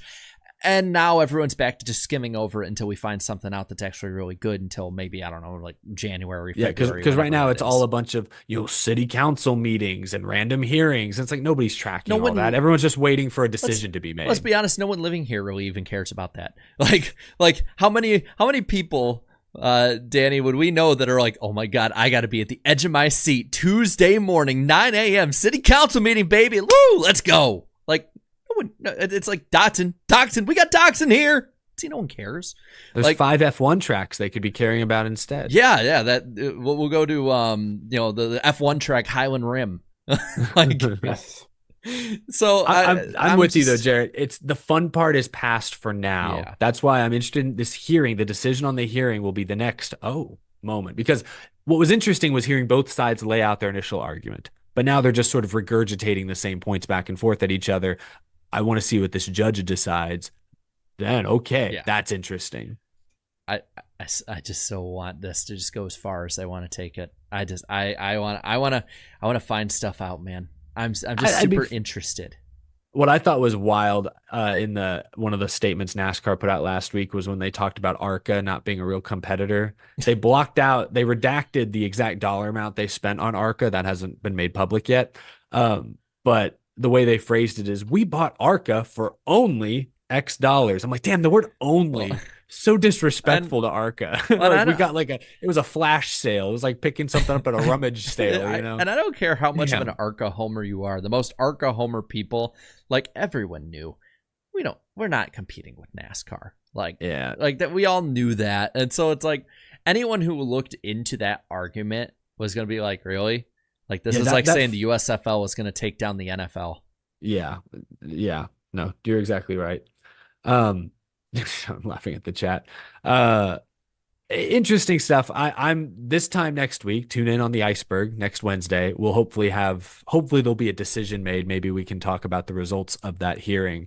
In the meantime, Tony Stewart was on his old buddy Kevin Harvick's podcast earlier in the week. Thought this was going to be interesting because remember early in the year, Kevin Harvick was kind of critical of Tony Stewart and Gene Haas on his show about how absent they've been. Remember the comments when he raced with Hendrick that it's nice to see the owner more than once a year or whatever he said, like he's been kind of critical of Tony, but they sat down, had a very cordial conversation. And of course, the topic of why is Stewart Haas shutting down was at the forefront of the conversation. And I don't have any direct quotes in front of me, but in so many words, Tony Stewart said that now feels like the right time.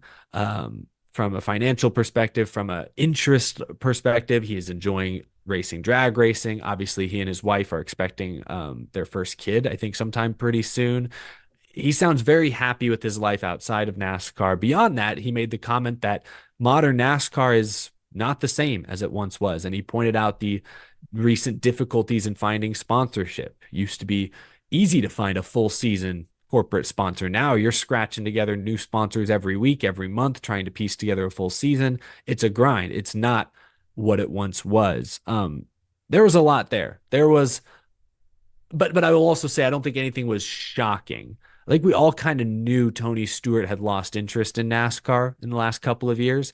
And I think we all knew that Stewart Haas had fallen on financial hard times with Smithfield pulling out, Busch Beer pulling out, Ford dropping their technical support or at least reducing it. I don't know. Was there anything that jumped out at you, Jarrett, that surprised you about Tony's podcast appearance?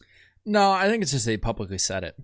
I mean, kind of like I said, all the sponsors pulling out. Like the only one was pulling out was Tony. So like at this point, but not, and I don't blame him. Like what's there for him to gain anymore in NASCAR? Like what? Like think about it. Like what really is there for him to gain? His team wasn't competitive. His manufacturer wasn't allowing him to get the drivers he wanted. And on top of all of that, he would have been second fiddle anywhere else he went. If he went to Toyota, he would have been second fiddle to Gibbs. If he went to Chevrolet, he was going to be second fiddle to Hendrick and whoever else was in favor as the alliance team. Like this was the time for him to get out of this sport. Sponsor wise, he's right. It's not the same. And even before this, effort wise, Tony was not, based on what people have reported and said, and based on how little he was really seen at the racetrack. I mean, MJ's been seen more this year than I think Tony was seen in the last 10.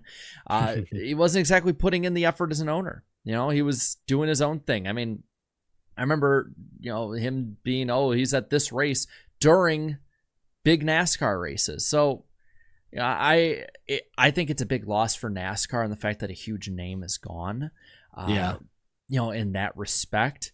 But I think that loss that NASCAR has been getting from that has been chipped away at the sport over and over and over again, year after year.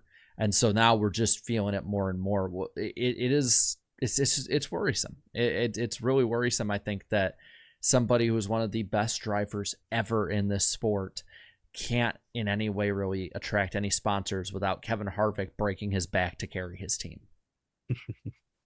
Yeah, I don't know if you have anything to add to that, Danny, but yeah, Tony Stewart, I think you hit on something there at the end, Jarrett, that losing that big name. There's a lot of big names from our generation, makes us sound old, that are still around. Obviously, Dale Jr. is still very much around. Jimmy Johnson, Jeff Gordon, very much active. But to lose Tony Stewart, yeah, that is a big name that a lot of folks still gravitate towards. What did you make of Tony's exit, Danny? I'm not shocked. I guess that's just all I really feel about it. I mean, Tony has always been the guy to be vocal about things when he's not been happy with the way NASCAR is going, and this doesn't feel like Tony Stewart's NASCAR. And I think if you are someone who appreciates the old school, the old guard a little bit, this seeing Tony Stewart fall out of love of NASCAR has got to hurt you a little bit, and you really got to now cling on to somebody like Kyle Busch just to be like your last shrivel of what used to be, more or less, Yeah. I kind of think about it, and you look at the big names of the previous generation that have retired, left, and whatnot, and you look at their relationship with Cup in particular. Tony Stewart is backing out. Jimmy Johnson, he's trying. He's there, even if he's not seen, other than when he's crashing. Jeff Gordon likes to remain more in the shadows, and Dale Earnhardt Jr. refuses to go to Cup. And Martin Truex is getting ready to go fishing. I don't put Truex on their tier though, just fame wise and star wise. I'm just more saying if you look at that, they're not incentivized in any way to go to Cup, and that's an issue. Or incentivized to be out there more. Jeff Gordon's the only one that's actually putting his neck and skin on the line for any of it, and even then, it's more of we're just going to sit back and let them do their thing, whatever. Not from a team owner perspective, but Dale Jr., the personality is still very present. And I would also I know he's still racing, but I would lump Denny Hamlin into that mix. But I think the point is, he's not really he's not putting the money there. The biggest name in NASCAR will not put money in Cup because of how kind of broken this all is. Oh yeah, if we're talking about we're talking about the ownership, the business, the money kind of thing. And if the most influential person, I argue, in the last 20 years of NASCAR will not put their money where their mouth is on the Cup side, there's an issue with the business model that's this huge.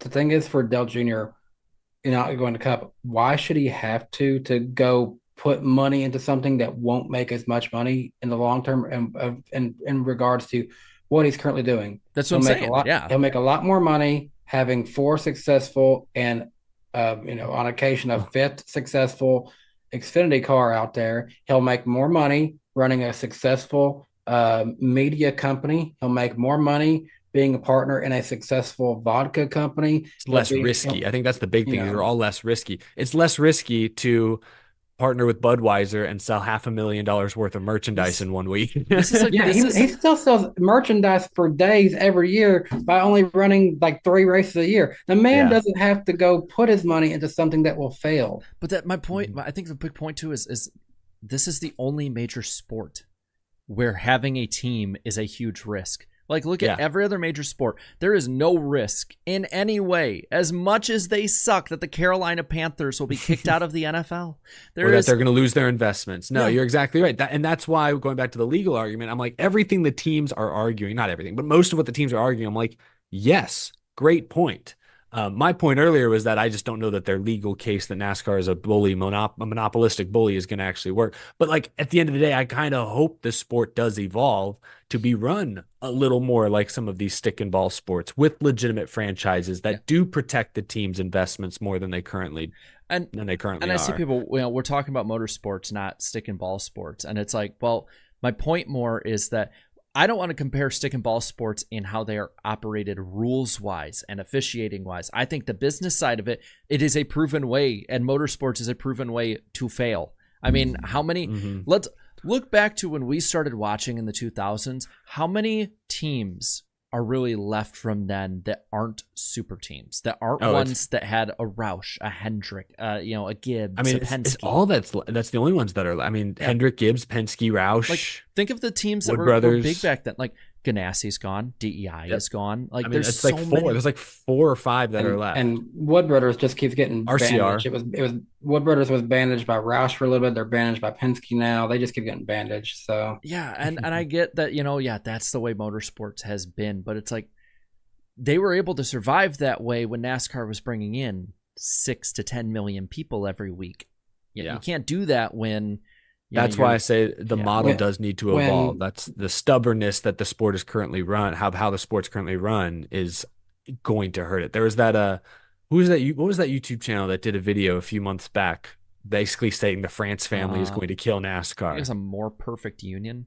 It was some non-NASCAR channel with a lot of subscribers. I don't know what their background is. And I remember seeing that video kept popping up in my recommended, and I kind of dismissed it because I'm like, they probably did their research, but it's also, they're not in the industry, not in the biz. But I do think at least their thesis statement is more or less correct. I think the stubbornness of the current ownership group is going to make it difficult for everyone to really reap the benefits of their investment. Here is a team that was a powerhouse that's gone. Alessandro brings up Robert Yates. Yates Racing. Stuart Haas is about to be gone, and that's you could argue they were a powerhouse. So here's something that I want to know. This can really tell me how NASCAR stands. I want to see, NASCAR gets one race, and they have to compete against however many NFL games per year, per weekend. And if their numbers compare to just one NFL game, and then they get all those, like you can't put yourself financially on the same level as the NFL. Then, if that's the case, this weekend, oh boy, we got the 1-6 Tennessee Titans hosting the 2-6 New England Patriots. If that somehow outdraws NASCAR, then there's a problem. Well, they don't It show the probably will, individual ones. They just combine them, which is smart on the NFL's part because you put that Okay. gargantuan number there. But I mean, the average NFL game in a local area is going to get more viewers than NASCAR because it's such a huge sport, even worldwide. But it's just the money wise, like there has to be a different way of doing this because the Hendrick I think had talked about like we haven't made a profit since 2017. It's like wow, that's 2016, 2017. It's like that's interesting. Like what got put in place in that time to help them make money? It's like okay, so we need to work on this thing a little bit more. I think that's the main part of it. It's funny, all these stories kind of mold together a little bit when it comes to just money. It's been a very malleable headline segment of the show, but I think we can kind of put a period on it there. Business model is flawed. Tony Stewart highlighting some of that. The lawsuit highlighting some of that. And we'll just see if NASCAR was willing to make any major changes or if they're coerced into making major changes by the court system. We'll see. Yeah, we might need some I still don't- gaslighting. Yeah, what it actually is, I refuse to gaslight guys. I really do because I have 13 wins in Random Driver of the Week. Eric has 12. If we just don't play this week, then I'm going to be looking at worst, potentially. No, I tie. I would be looking at a tie at worst. I feel We like. can't have a tie, chat. You don't want us to accidentally tie now, do you? Oh, Like, actually, we got actually, no. We have two more shows, so technically, even if we don't play this week, we could tie and then go for winner But it's a takes better all, shot for potentially. you to win, though. Yeah. This is I 13 mean, 12. if y'all don't want to play, I get it. It's fine. Hey, the random driver of the week is the most fun segment in all of sports media. I think that's been proven by like the New York Times. I think they You wrote ain't about gonna it. find this on I think Jordan News and Jeff, did a segment. No. Like could- this is I'll- changing the way sports get discussed. Is the random driver of the week? I'll even help on my end really quick. I'll like it with my burner accounts. How about that? Jared has burner accounts. You heard it here first, chat. Yeah, actually, I Allegedly. got a few accounts I can change over to. Let's be Danny B. Trains for just a I have second. one YouTube account. That's it. I'm not just saying that to be like, oh yeah, I know, but I don't have any. I'm like too lazy to create other accounts, so like I'm kind of stuck. You may have one, but we know deep down you're secretly double E dud still. Yeah, I can always just toggle that back if I ever need to. Well, we are about less than 60 likes away. So maybe we can hit that 600 mark while we're doing our prediction segment. But before we make our bold predictions this week, Jarrett has to hold us accountable for our prior predictions. I'll take it away, Jarrett. Yes, so of course each host will make up to 3 NASCAR, motorsports, or show-related predictions on the year, years, week, whatever it might be.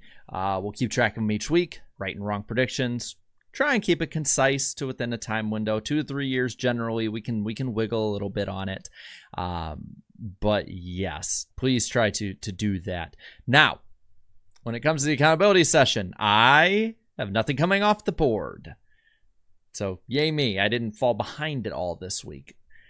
Eric had the roughest week of us. Another rough week for you, buddy. Man, what the hell's going on? Yeah. You said 4 of the final 8 cup races would be overtime finishes, and mathematically that cannot happen now. Dang We've it. actually been on a pretty good roll. So good job, cup drivers. Good job. You said the cup final 4 would be Joey Logano, William Byron, Christopher Bell, and Kyle Larson. Well, Tyler Reddick is in, so it means that Byron, Bell, or Larson Yeesh. will not be in. And you said you would finish 15th or better at Groovy Hollow 4. You finished, I believe, 21st. Close. I was running top 15 on the final restart, and then, the second to last restart, and then the big one took me out. No, Danny, you had 1 come off the board here. You said Eric would cause 2 or more wrecks at Groovy Hollow 4. Eric, correct me if I'm wrong, but you did not cause them when you were. I caused 1, kind of. It was more of a Kind lazy spin on my part, but I didn't cause 2. Yes. Okay, well, good for you. So as for the prediction percentages, I am still leading at 45.83. I still have a lot to come off the board, though. Danny is second at 32.98%, and Eric at 31.81%. And so I will lead us off again. It's funny because we'll keep track of the all-time numbers and stuff for like random driver and predictions and stuff, but on the season, it's getting down to crunch time. So here's what we got. I am going to say this. Within, I'll say the next... Ooh. Sorry. Bring a Gong gong. show. Bong, listen up. He's talking to everybody. Within the next 3 years, Dale Earnhardt Jr. will race the Budweiser number 8 at the Nashville Fairgrounds. That's you're gonna sit that one on your page for a while there. I don't know. Depends. Danny, you are next. This is right in line with me. A train will be seen on the live broadcast of the Cup race passing behind Martinsville this weekend. That's actually a really good one. I like like that it. one. They don't always show it. It does go through there, but they don't always show it. Fox has always been really good at showing it, but the other ones have always they've been not as on board. Because when I went last year, I did see one go behind the track, but I don't know if they showed it on TV. Well, in that same vein, I'll do this one now. So we know Fox loves to talk about everything but the racing. It feels like every time they race there, they got to do a whole big special segment highlighting the hot dogs. My prediction is that there's too much good racing going on right now. NBC might mention the Martinsville hot dog, but they will not do a dedicated pre-recorded segment on the hot dogs during Sunday's broadcast. And I'm going to do my best to keep an eye out for it During the Hopefully race. I would Not say like race. I guess during the race, sure. I'll that's a little more of a layup for me, I think, but I'll so do you that. So you Pre-race said they will won't add do that. a pre-recorded segment? I don't watch pre-race very much these days. I tune in like 15 minutes before the green flag. That's about it nowadays. So you said no pre-recorded. They show just someone live. That's different then. If they cut to like someone in the crowd eating a hot dog and Lee Diffie goes, "Oh, I haven't had one of those hot dogs yet, mate," then like that doesn't count. But if That needs to go viral. my point is they're not going to do like a dedicated, the legend of the Martinsville hot. That's a Fox thing. NBC's not going to do that. That's my prediction. I got this. Someone will spin off the bumper of the 81 in the Xfinity race this weekend. He has nothing to lose. 2 of the Cup Series playoff drivers will finish off the lead lap on Sunday. Exactly. Like that 2. prediction. Okay. I like that prediction. Well, okay. Let's rewrite that to 2 or more. Let's just say at least 2. Okay. Well, I mean, 2 or more. Either way, neither are a layup in my opinion. No, that's fine with me. Yeah. I'll go the Martinsville related prediction. I think for the third, consecutive year, someone below the cut line is going to win the Cup race. Any suggestions, or do we need to wait for predictions for that? I'm just kidding. I just wanted to stir the pot. I'll say this Homestead will be the finale weekend in 2026. That's fair. Smart to throw one up that won't come off the board anytime soon. I could announce it really soon. Depends on if they get the bid and all that. Finales and like big dates tend to get announced earlier, so that might come off the board next year.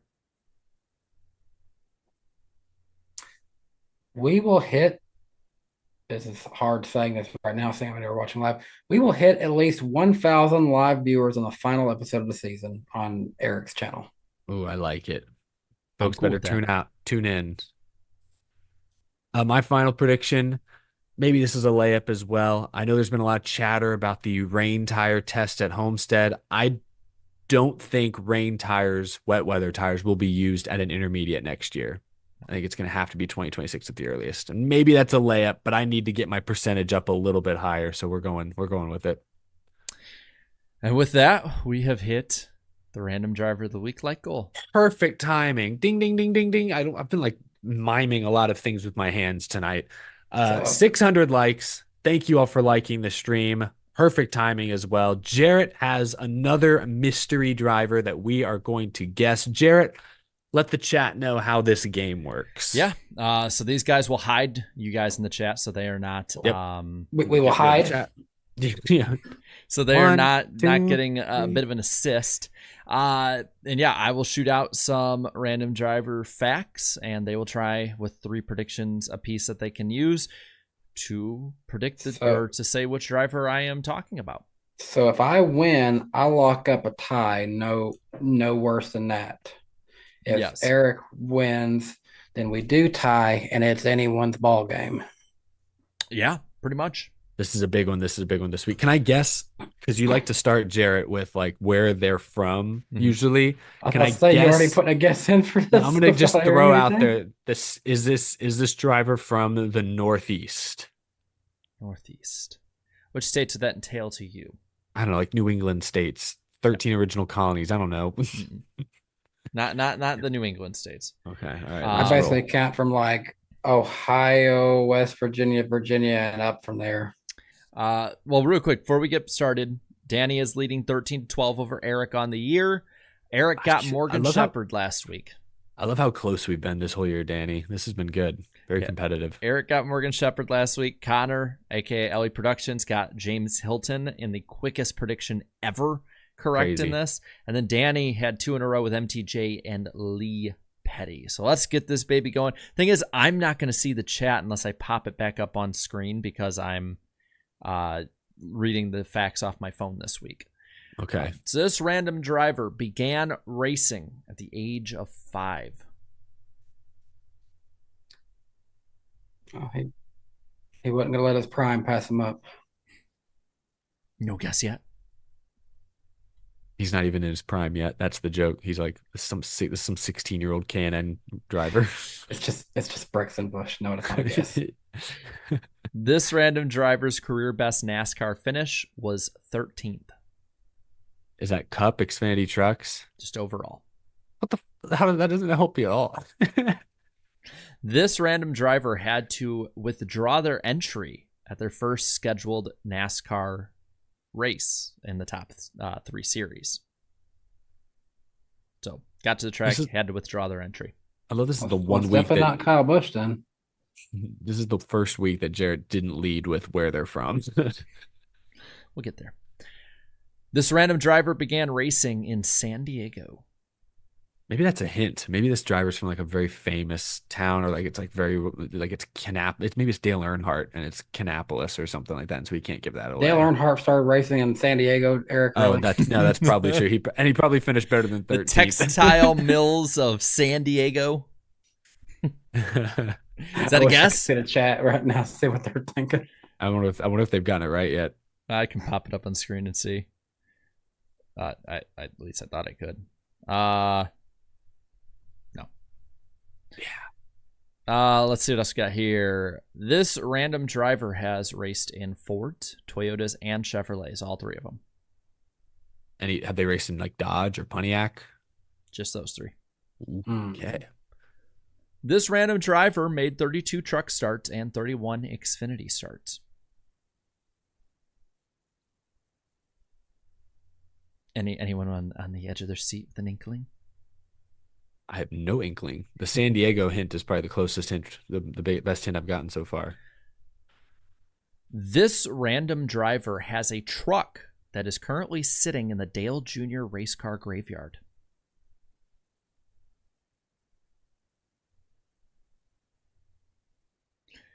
This random crashed really hard then. Mm-hmm. This random driver's percentage of lead lap finishes in Xfinity is 12.9%. Good Lord, they're trash.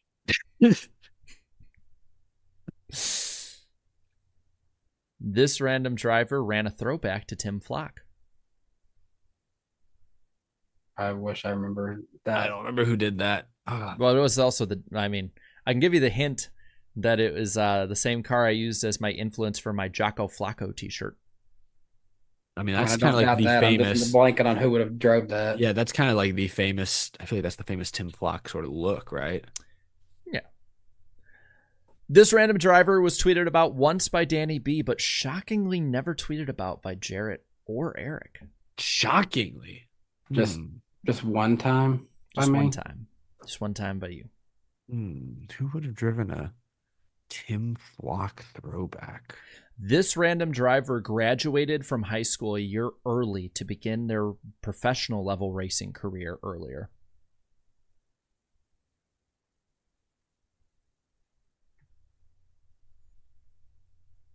This random Okay. Go Sorry, ahead. go ahead. Go ahead. No, go ahead. No, that's okay. I Go was just thinking out I'll loud. be polite. Doesn't need to happen. You can keep going. This random driver has led 3 laps in their professional NASCAR careers. Or career, I should say. Good for them. This random driver's father worked with the likes of Bill Elliott, Dale Earnhardt, Ron Hornaday Jr., and Steve Park. This is a young guy. This is a young guy or girl. Okay. This random driver was one of the drivers part of Marcus Lemonis' spending spree with Camping World in the Truck Series a few years ago. Oh. Shoot, who didn't he go with? I was about to say that doesn't really narrow it down. Norm Benning. Is that a guess? Not gonna. No, that's not a yes. This random driver already was part of a semi-viral moment in 2024 in the lower series. A semi-viral. People will remember it. Went around the news a little bit. 2024. This year? Mm-hmm. I don't know. Wasn't that memorable? We'll see. This random driver ran the numbers 07, 00, 4, 13, 33. Greg Golding. Is that your guess? Yes. You're That's a wrong. good guess. Oh. Oh. So Wait, say the 07, note. Yeah, okay. 00, 4, 13, 33, 35, 41, 46, 47, 50, 55, 74, 83, and 92 in their career. Oh, man. So they never drove the 91? Mm-mm. Because that's when you said Tim Flock. Didn't he drive 91? That was his. That's what I was trying to think of, like a throwback. Who might have driven the 91? I was thinking like McNally truck or something. I don't know if I've said, but that throwback to Tim Flock was in the Truck Series. I was really thinking the entire time it could have been Gray, and then when I heard 07, I just immediately pulled the trigger on it. I was thinking Zane Smith because I know he's driven the 91 some this year and he's from California, but now I don't. It can't be him with all those numbers. By the way, the chat's starting to get it pretty well. Viral moment in the lower series. Semi-viral moment. It's a big moment for NASCAR fans, and it kind of like made different newscasts at times, but was not as big as like a Hail Melon. Okay. It's just like Sam. Maybe it was Ryan Sieg, Sam Mayer. Where's Sam Mayer from? He's from Wisconsin, so it's probably not him. All right, keep going, Jarrett. Keep going. This random driver recreated scenes of the movie from 1986, Ferris Bueller's Day Off, while in Chicago this summer, posting it to their Instagram. It's definitely a young guy then. So it's like, Yeah. Gosh, I feel like I saw this, but I'm blanking on who it was. yeah, I don't know. I'm lost. Actually, we're running out of clues, by the way. Oh no. So, Danny has 2 guesses left. Eric has 3. You guys can shoot for the stars on it.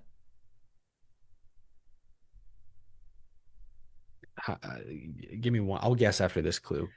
This random driver was able to race in February's Xfinity Daytona race due to a car that had previously qualified in being DQ'd in inspection.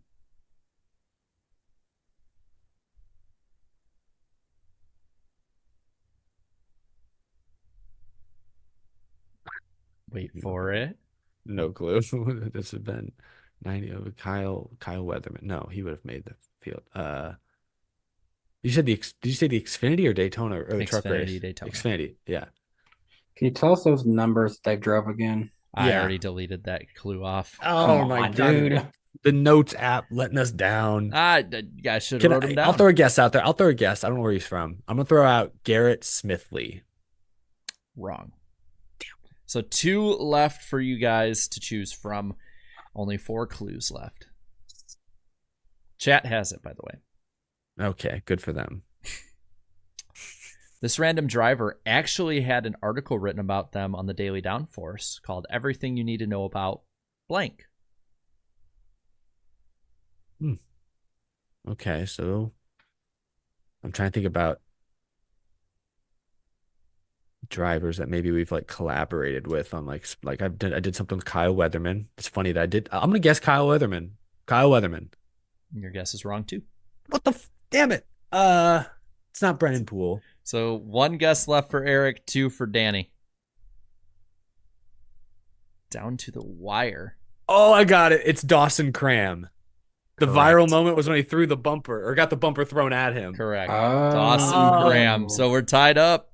Yeah. I only had 3 clues left. One was a bumper at Richmond was all I was going to say. Oh, okay. I would His nickname was DK and born September 12th, 2001. When you said something shoot for the stars, was that supposed to be some kind of hint towards us somehow? Not really. I just was trying to have fun with it. I feel like he have a car that was had like stars on it one time. I don't remember. Was it kind of like one that was, if he did, might have, because he did the Ferris Bueller ones with Brad Perez and somebody else. It might have been like in conjunction with them. But you guys are tied up 13 all. So nice. That was a hard one. Yeah, I knew I had to dig in a little bit on this one, and so I went to Avatar: The Last Airbender live, where they play all the music from the show. And during the intermission between books 2 and 3, I was sitting on my phone getting the clues for Random Driver filled out last night. Nice. I had a 17-minute intermission, and I used those 17 minutes very well. Did they play Secret Tunnel live? At the very end, yes, they played that. I mean, they played everything. Encore. Secret Tunnel. I want to see if we can get Secret Tunnel spammed in the chat. Side note, unrelated. I just saw people talk about it in the chat. So I looked up the World Series game. The Yankees were up 5-0 until now, when the Dodgers just scored 5 runs in the 5th inning to tie it up 5-5. It's okay. I don't like the Dodgers either, but the Yankees are. Well, so we could all be in like the what they call the sicko committee on Twitter, like for this game right now. So I want Rizzo to win. I can't believe that. I can't believe that Yankee fan literally ripped the ball out of the dude's glove. That was funny. Insane. He's getting banned for life. I guarantee. I think they already announced he has been banned. I want to say, maybe I'm wrong about that. How could you not ban him? What would the NASCAR equivalent to that be? Like holding a crew member from jumping over the wall as a fan? Like, you're like, I am not letting Denny Hamlin win this race, damn it. Holds his tire changer. Don't give anyone ideas. There's not that much security on. Oh, we're gonna have Big Santa from Martinsville try that one? Yes. Yeah. Watch that guy watches us. And he's just like, my last moment of just pure happiness taken away. All right, but yeah, that is Random Driver of the Week. 2 left on the year. What do we got for this weekend, though? Down to the wire. Ooh, someone actually brought a good answer for that. Throwing a shoe in front of Danica Patrick while leading is actually pretty darn close. That actually is. Good point. Well, last but not least, let's talk Martinsville, boys. One important note going into this weekend, I mentioned it earlier, different tire compound for the Cup race Sunday afternoon, much softer tire compound than we've seen in the past. Who knows what sort of variables that could present. But let's get to it. Run through the race info real quick. The truck race Friday night is the Zip Buy Now Pay Later 200 lap race. 50, 50, 100 are the stage breakdowns. It's at 6 p.m. Eastern time, Friday night, FS1, MRN, 76 degrees, 15% chance of rain. Zane Smith, got to go all the way back to 2021 as the most recent fall Martinsville truck race winner. Excited to have them back. Triple header weekend here. The Xfinity race Saturday is the National Debt Relief 250. It's a 250 lap race. 60, 60, 130 are the stage breakdowns. 4 o'clock on Saturday on the CW and MRN. Weather is beautiful, 67 degrees, sunny with an 8% chance of rain. And Sunday, the Cup race is the Xfinity 500, 500 laps, 130, 240 laps are the stage breakdowns. Gosh, just the third stage is longer than the truck race. The race starts at 2 o'clock Eastern on Sunday, NBC, MRN, Sirius XM, another beautiful day, 67 degrees, only a 5% chance of rain. Ryan Blaney is the defending winner. Forgot to mention Justin Allgaier is the defending Fall Martinsville Xfinity winner. Let's get to the pick points because, boys, it is tight up front. Here we go. Chat, you are holding on to a very thin lead. 514 points for you guys. I am only 1 point back with 2 races to go. It's coming down to the wire. I will not finish second 4 years in a row. I refuse. I jumped them both. Jarrett's still within striking distance, 17 points back. Danny got to catch fire here. He's minus 29, running out of opportunities. I don't feasibly see how I could do it now. Sweep the weekend. And if Danny sweeps the weekend, he basically goes into P1. Now here's where I will let you know. So you can make up 31 points in a weekend. So Danny needs to be within 31 points of the lead to have a shot going into Phoenix. And that goes for all of us. But that's good to know. Danny's the one on the cut line there. The way I see it is we got 2 for sure going for it.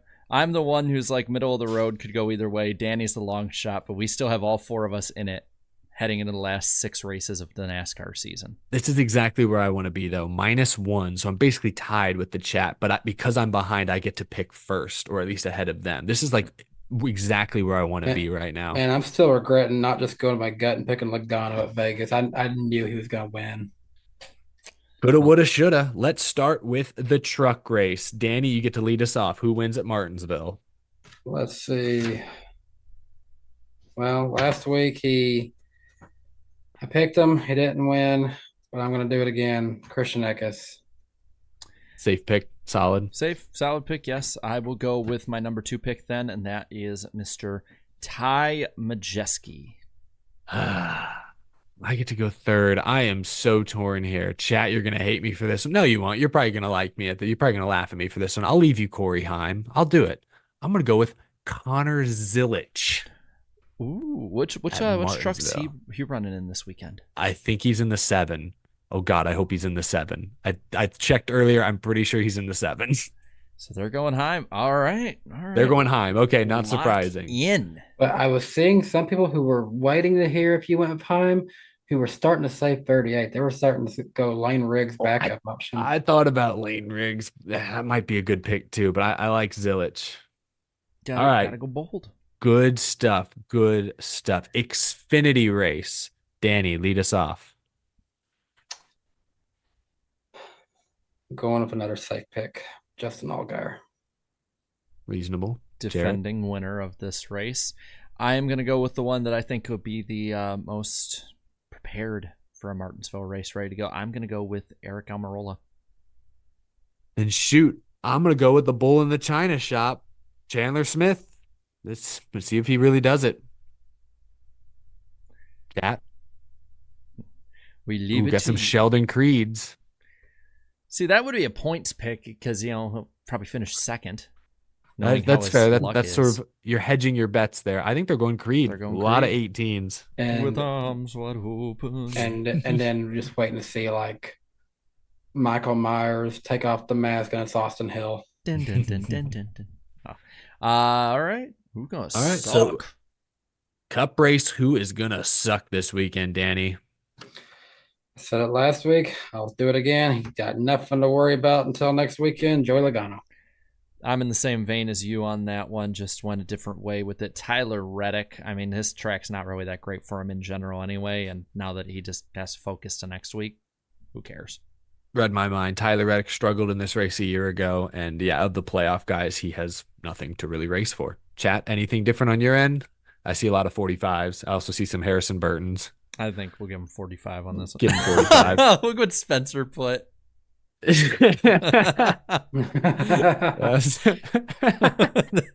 That's brutal but great. I love it. Jeff, your little boy is gonna suck again. A lot of Lee Diffie impressions on the show tonight. Danny, we're just missing yours. You'll have to strike at the perfect moment. Who's the dark I'm too horse? redneck to be imitating that accent. Come on, guys. I mean, that's just like, that's somewhat redneck over on that side of the world. Dark horse pick, Cup race. Danny, who you got? Ty Gibbs. Okay. I erroneously picked this person to win in the spring. I will not make that mistake again, but I will pick him to be a dark horse, Chase Briscoe. Oh, I like that. That's actually not a bad pick at all. I'm going to stick with Alex Bowman. I think he'll be top 5 for sure. Who knows? Could even compete for the win. Oh, I'll Chat, be mad if he wins. chat likes Priest or Hocevar. I think it's leaning I Hocevar. think it's gonna go that Some way. berries as well. There's also Josh Berry. So yeah, that's a good point about the Stuart Haas cars. They have performed pretty well here in the past. Um, all right, so we'll give him Hocevar. Now is the most important pick. Who is going to win the unfortunately named Xfinity 500 Cup Series race at Martinsville Speedway? Cutoff race, a lot on the line. Danny, lead us off. There's an old saying in Tennessee, or maybe it's Texas, probably in Tennessee here, that says, "Fool me once, shame on you. Fool me, you can't get fooled again." I picked him Are for you two quoting weeks in a George row. Bush? Kyle Larson, don't screw me over again, Kyle Larson. Did you just quote George Bush? We won't get fooled again. Yeah, they're saying in Texas. Fool me once, shame on me. Fool me twice, shame on you. Somehow I did. I literally searched George Bush "fool me once" quote. This turned into Good call out. the most political episode of NWP immediately after. Hey, we can laugh at George Bush quotes. Come on. I know that's true. My turn. Jared, who do you got? I will go with the defending winner, Ryan Blaney. Oh, I wanted Blaney. I'm going to be a Blaney boy this week. Oh, I really wanted Ryan Blaney. Now I got to go back to the drawing board. Let me hold on. Give me a minute. Oh man, You're He like, put all damn. of his eggs in the Blaney basket. you know what? No, I shouldn't. I really shouldn't. It's like having your cake for breakfast. Like I shouldn't do this. This is gluttonous. This is, some might even argue, blasphemy. I'm gonna pick Denny Hamlin. Ooh. He's hasn't been great here recently. He's been good here recently, He's but he from hasn't won here in a Virginia. while. He's won there a lot. He's won there a lot. It's been a while. The reason I'm gonna go Hamlin, he's my backup pick. I wanted Blaney, but I'm gonna bet on these tires being extremely what am I trying to say? These tires wearing out aggressively. And last time we raced a race like that was the Spring Bristol, and Denny Hamlin was class of the field. So I'm gonna bet on this being a tire conservation race. And if that's the case, no one better, I don't think, in Cup right now than Denny Hamlin. So that's my logic. Chat, I know you had to pivot. They were going with Blaney as well, it looked like. I think they pivoted to Christopher Bell. Pivot. Unless I'm wrong. Some Elliots. I thought about Elliott. Actually, there's a lot of Elliots. Maybe There I was should some pull Byron Elliott. too. Yeah, there's some Byrons. Man, I'm seeing more 9 and 20 than I am Byron personally. a lot of Byrons just came in though. This is tough. Okay, I'm gonna pull all three. And then I'm we'll gonna do a try to runoff election. Well, we'll see. If there's a Tis clear the favorite. season. If it's close, like two are kind of really close, then sure, but I might just do one and hope there's like a clear majority or plurality starting the poll. Now I'm gonna let it run for like 15 seconds. So get your votes in ASAP. Do not We're hesitate. still waiting for the state of Minnesota to come in. All right. Do do do do do do do do do do do do do do do do do do do 10, 9, 8, 7, 6, 5, 4. Definitely looking 3, like there was 2, less 24s like I thought. 1. It looks like, yeah, by a pretty significant margin, I think I'm going to go Christopher Bell. They get the 20 car. 50% of the vote for C. Bell, 32% for Elliott, 16% for Byron. That doesn't even come close to adding up to 100%. I don't know how Google came up with that math, but the poll is the poll. Like, F it. Throw a dart at a board. That equals 98. Doesn't even equal 99 or 100. It equals 98%. What happened to the other two lost percentage points? Look, the Where chat did had they enough go? electoral votes. That's all that matters. Okay, guys? The most political episode of NWP ever. What I love, if there was ever a week for it, come on. and you know Eric. what? I'll say true. this: the best part is we've been political and not political at the same time. We'll make No, funny it's just- jokes we and have not been say as anything neutral of our of a- opinions. We have been as neutral political as we can possibly be. These are just government jokes. That's all this is. Yeah, within the margin of error, Chris says in the chat. I need to show you guys after the show gets over the Oni plays different impersonations of different political figures. It's funny as hell. Same with their impersonation of Doug Walker. Real quick before we go, because I know Eric, you want to go to super chat stage break. But before we go, I know she's not watching, but I'm gonna say it anyway. Happy birthday, Sophie. My cousin is turning 16 this tonight. So happy birthday. Sweet 16. Happy birthday, Sophie. Good call out. Any other shout outs before we get to our final super chat stage break? Danny, anyone to shout out? Happy, we just celebrated 5-year anniversary, me and my wife Claudia, and we celebrated an amazing trip to Montana. Oh my gosh, chat, if y'all can ever visit Montana, you need to. That was if I won the Powerball tomorrow, first you'd probably see me disappear, but I'd probably be hiding somewhere in Montana. It was that beautiful. That's awesome. Some of the photos y'all posted looked really nice. So congratulations to both of you. Seemed like a great trip. I'll make a shout out to no one in particular. Shugs the cat. He's just so fluffy and cute. Want to give him a shout out. He deserves it. All right. Super chat I did not stage expect break. that. I expect Cosmo before show as well. He's been a menace today. He'll get shouted out next week if he behaves himself. GN NASCAR fan, thank you for the 5 earlier tonight. Have now been to 27 NASCAR races, most at Auto Club, RIP. Also Phoenix, Coliseum, Daytona. Aside from 2013 Auto Club 400, best race attended in person. I guess are they saying that the Homestead race was the best they've attended outside of I think Auto so. Club? Yeah. Nice. Well, that's awesome. I could believe that.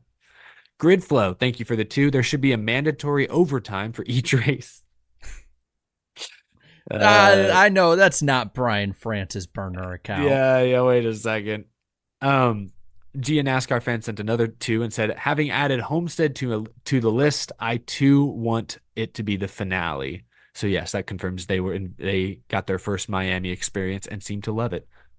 Very valid. Larso says, compromise, all races cut in half, everyone happy. What were we talking about earlier? What did that have to do with anything? I'm not following. My bad. I spaced for a moment. I was looking at the chat and being so nice. It said all races cut in half. Somebody clarify what that means. I mean, like shorten just races? Shorten them. But were we talking? Why would that please everybody? Does that make it cheaper to run? We were talking about I money could a see lot. Twitter being divided and at war with each other if we did that. Speaking of politics, Noah in the chat just said MHLA, make Homestead last again. Last on the schedule, not last in terms of quality. Yes. M. Martin fan for life sent a 10, says you guys need to reach out to Legal Eagle, the YouTube creator. He does a great job explaining legal stuff in plain language and has done some automotive content collaborations in the past. Yeah, I've heard of him. I haven't really watched too many of his videos in the past. Very familiar though that I know a lot of people are very familiar with him. We should reach out. Do you think he'd do this podcast? Think he'd come on for 20 minutes? We should send him a message. Maybe we do like a 20-minute special on the NWP channel over the winter or something if we get him. Or we open next year with him. Yeah. No, exactly. Off-season special with Legal Eagle. That'd be exciting. Fred Dog 81. If the 9 misses the Final 4, this season a failure. Ooh. Considering what last year was, failure to make it after missing so much, no. A failure is a strong word, and Danny brings up a great point. Wasn't even in the playoffs last year due to injuries and other factors. So I don't think missing the championship 4 is the worst part about this season for Elliott. I think only winning 1 race is still just like a little concerning. That'd be it. But no, not a failure by any means. Jar Jar Binks. We so gonna boo these doo-doo head KH Blue Jimmy. What? Booing everyone. That makes about as much sense as I would expect from Jar Jar Binks. Santa in the chat. On the naughty list, Eric, you called me fat.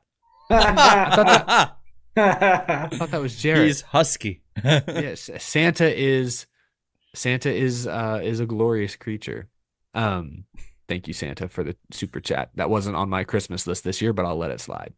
Nas Carson, thank you for the 5. NWP guys, I missed Sunday's race due to helping out with trick-or-treating for kids. I have no regrets for missing the race watching TV. Hey, it sounds like you were doing something great for kids and for the community. That's awesome. So, yeah, don't blame you for not having regrets. That being said, it was a really damn good race. You should go watch the replay. Hope you TiVoed it. I'm just thinking of the Michael Jordan meme. Man, F them kids. I kid. I'm kidding. That's not ironic. Fred Dog 81. Read my lips. No new Kyle Busch victories. I love all these references, man. I did not mean for this show to get like this, but there you go. There's another reference for you. I should have done a better. I wasn't prepared. I should have done a better voice for it. We need Eric to do a Howard Dean impersonation. Napa Racing fan says the tires better be soft as pillows, or Martinsville will have to manufacture pillows to help fans sleep through the next gen parade on Sunday. That's very clever. This is went off the rails in the best way, man. Yeah, we're down to the final couple super chats, I believe. Groovy Goose, why do you think Deegan moved to Ford from Toyota? Going back a couple years now.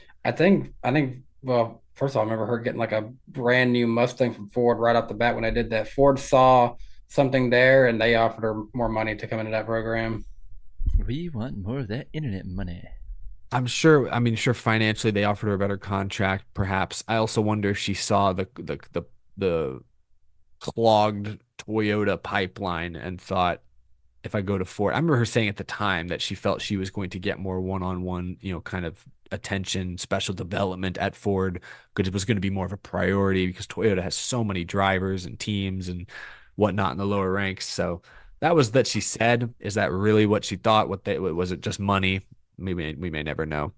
Robbie Uribe, thank you for the very generous 20. Headed to Phoenix for the finale in a couple of weeks. It'll be my first time at that track. Anything special you guys recommend that I do? I'm going to try to get my hands on some garage passes. For sure, Robbie, if you end up in the infield, I think they have a very nice infield setup. If you get into the garage, that's awesome, of course. But even if you're just in the infield experience, they've got a lot of cutouts in the garage. You can go up close to the cars and where the drivers hang out. A lot of nice places to sit, some good views still of like the sweeping turns 3 and 4 now. I think Phoenix has one of the best infield fan experiences just from a comfort and it's very convenient, I would say, compared to others. So definitely recommend that, spending time in there if you get the chance. As far as outside of the track, there's I've mentioned it on the show before. I go every time I go to Phoenix. They have the best calzone I've ever had, but there's a little random Italian place. Might even be a chain. I'm not sure, but you go in there, everyone's very Italian. It's in Goodyear, Arizona, 15 minutes from the track, maybe even closer. It's called, I think, just Taste of Italy. Might be a chain for all I know, but you go in there, it feels authentic, and the calzone that I get every time I go is delicious. So I recommend that, if you're into that kind of stuff. Final couple super chats. GN NASCAR fan says November 10th, 2024, a date that will live in infamy. We're still doing the political quotes, but yeah, Phoenix finale, not for everyone. The only Finally, thing we have to fear is overtime finishes. Because Carson Hocevar in the finale in the championship four. Garrett Buki to wrap things up tonight. Who would you guys pick as the driver who's pleasantly surprised you the most in Cup? I'd say, speak of the devil, Hocevar for sure. Stay classy, gents. Thank you, Garabuki. Hocevar's been very impressive this year. Justin Haley turned heads as well. I'll say the last half of the year, Zane Smith. He's been a lot better. Agree. Yeah, been very surprising. It looked like his career was just torpedoing down, and they somehow turned it around. And I'm surprised in a bad way. Ryan Preece and Noah Gragson, I feel like, granted we've all established that equipment was getting worse and ultimately they're going away, but you'd hope they could be somewhat more competitive. Well, Gragson was good in the middle of the season. For me, it's Corey. If it's bad, it's Corey LaJoy. Because there was so much positive energy around him and that team improving, take that next step, and all of that energy went over to Carson Hocevar. Basically, yeah, good way to put it. Yeah, pleasant surprises. Haley, Hocevar, Zane Smith second half, Josh Berry first half, not so much second half maybe, considering what Stuart Haas has dealt with. Yeah, good stuff tonight. Thank you all so much for the super chats. Thank you to everyone who tuned in and spent any portion of the last 2.5 hours with us. Was another fun NWP stream. One more time, next week, Wednesday, 1 week from tonight, we will be on the Icebergs channel. Same time, different place. We'll be talking Martinsville and getting y'all ready for the 2024 championship weekend at Phoenix Raceway. Hunter Nixon Fishing dropping in one final super chat here right at the wire. As a Larson fan this week, my 3-year-old watched when he spun out, and she took my Larson hat and threw it on the floor and said he needs to learn to drive. Wow. What an articulate 3-year-old you have there. Love that. Raising a passionate sports fan. That is beautiful. Thank you all so much for tuning in tonight. Have a wonderful rest of your week. We'll see you on next week's edition of the NASCAR Weekly Podcast. Take care, y'all.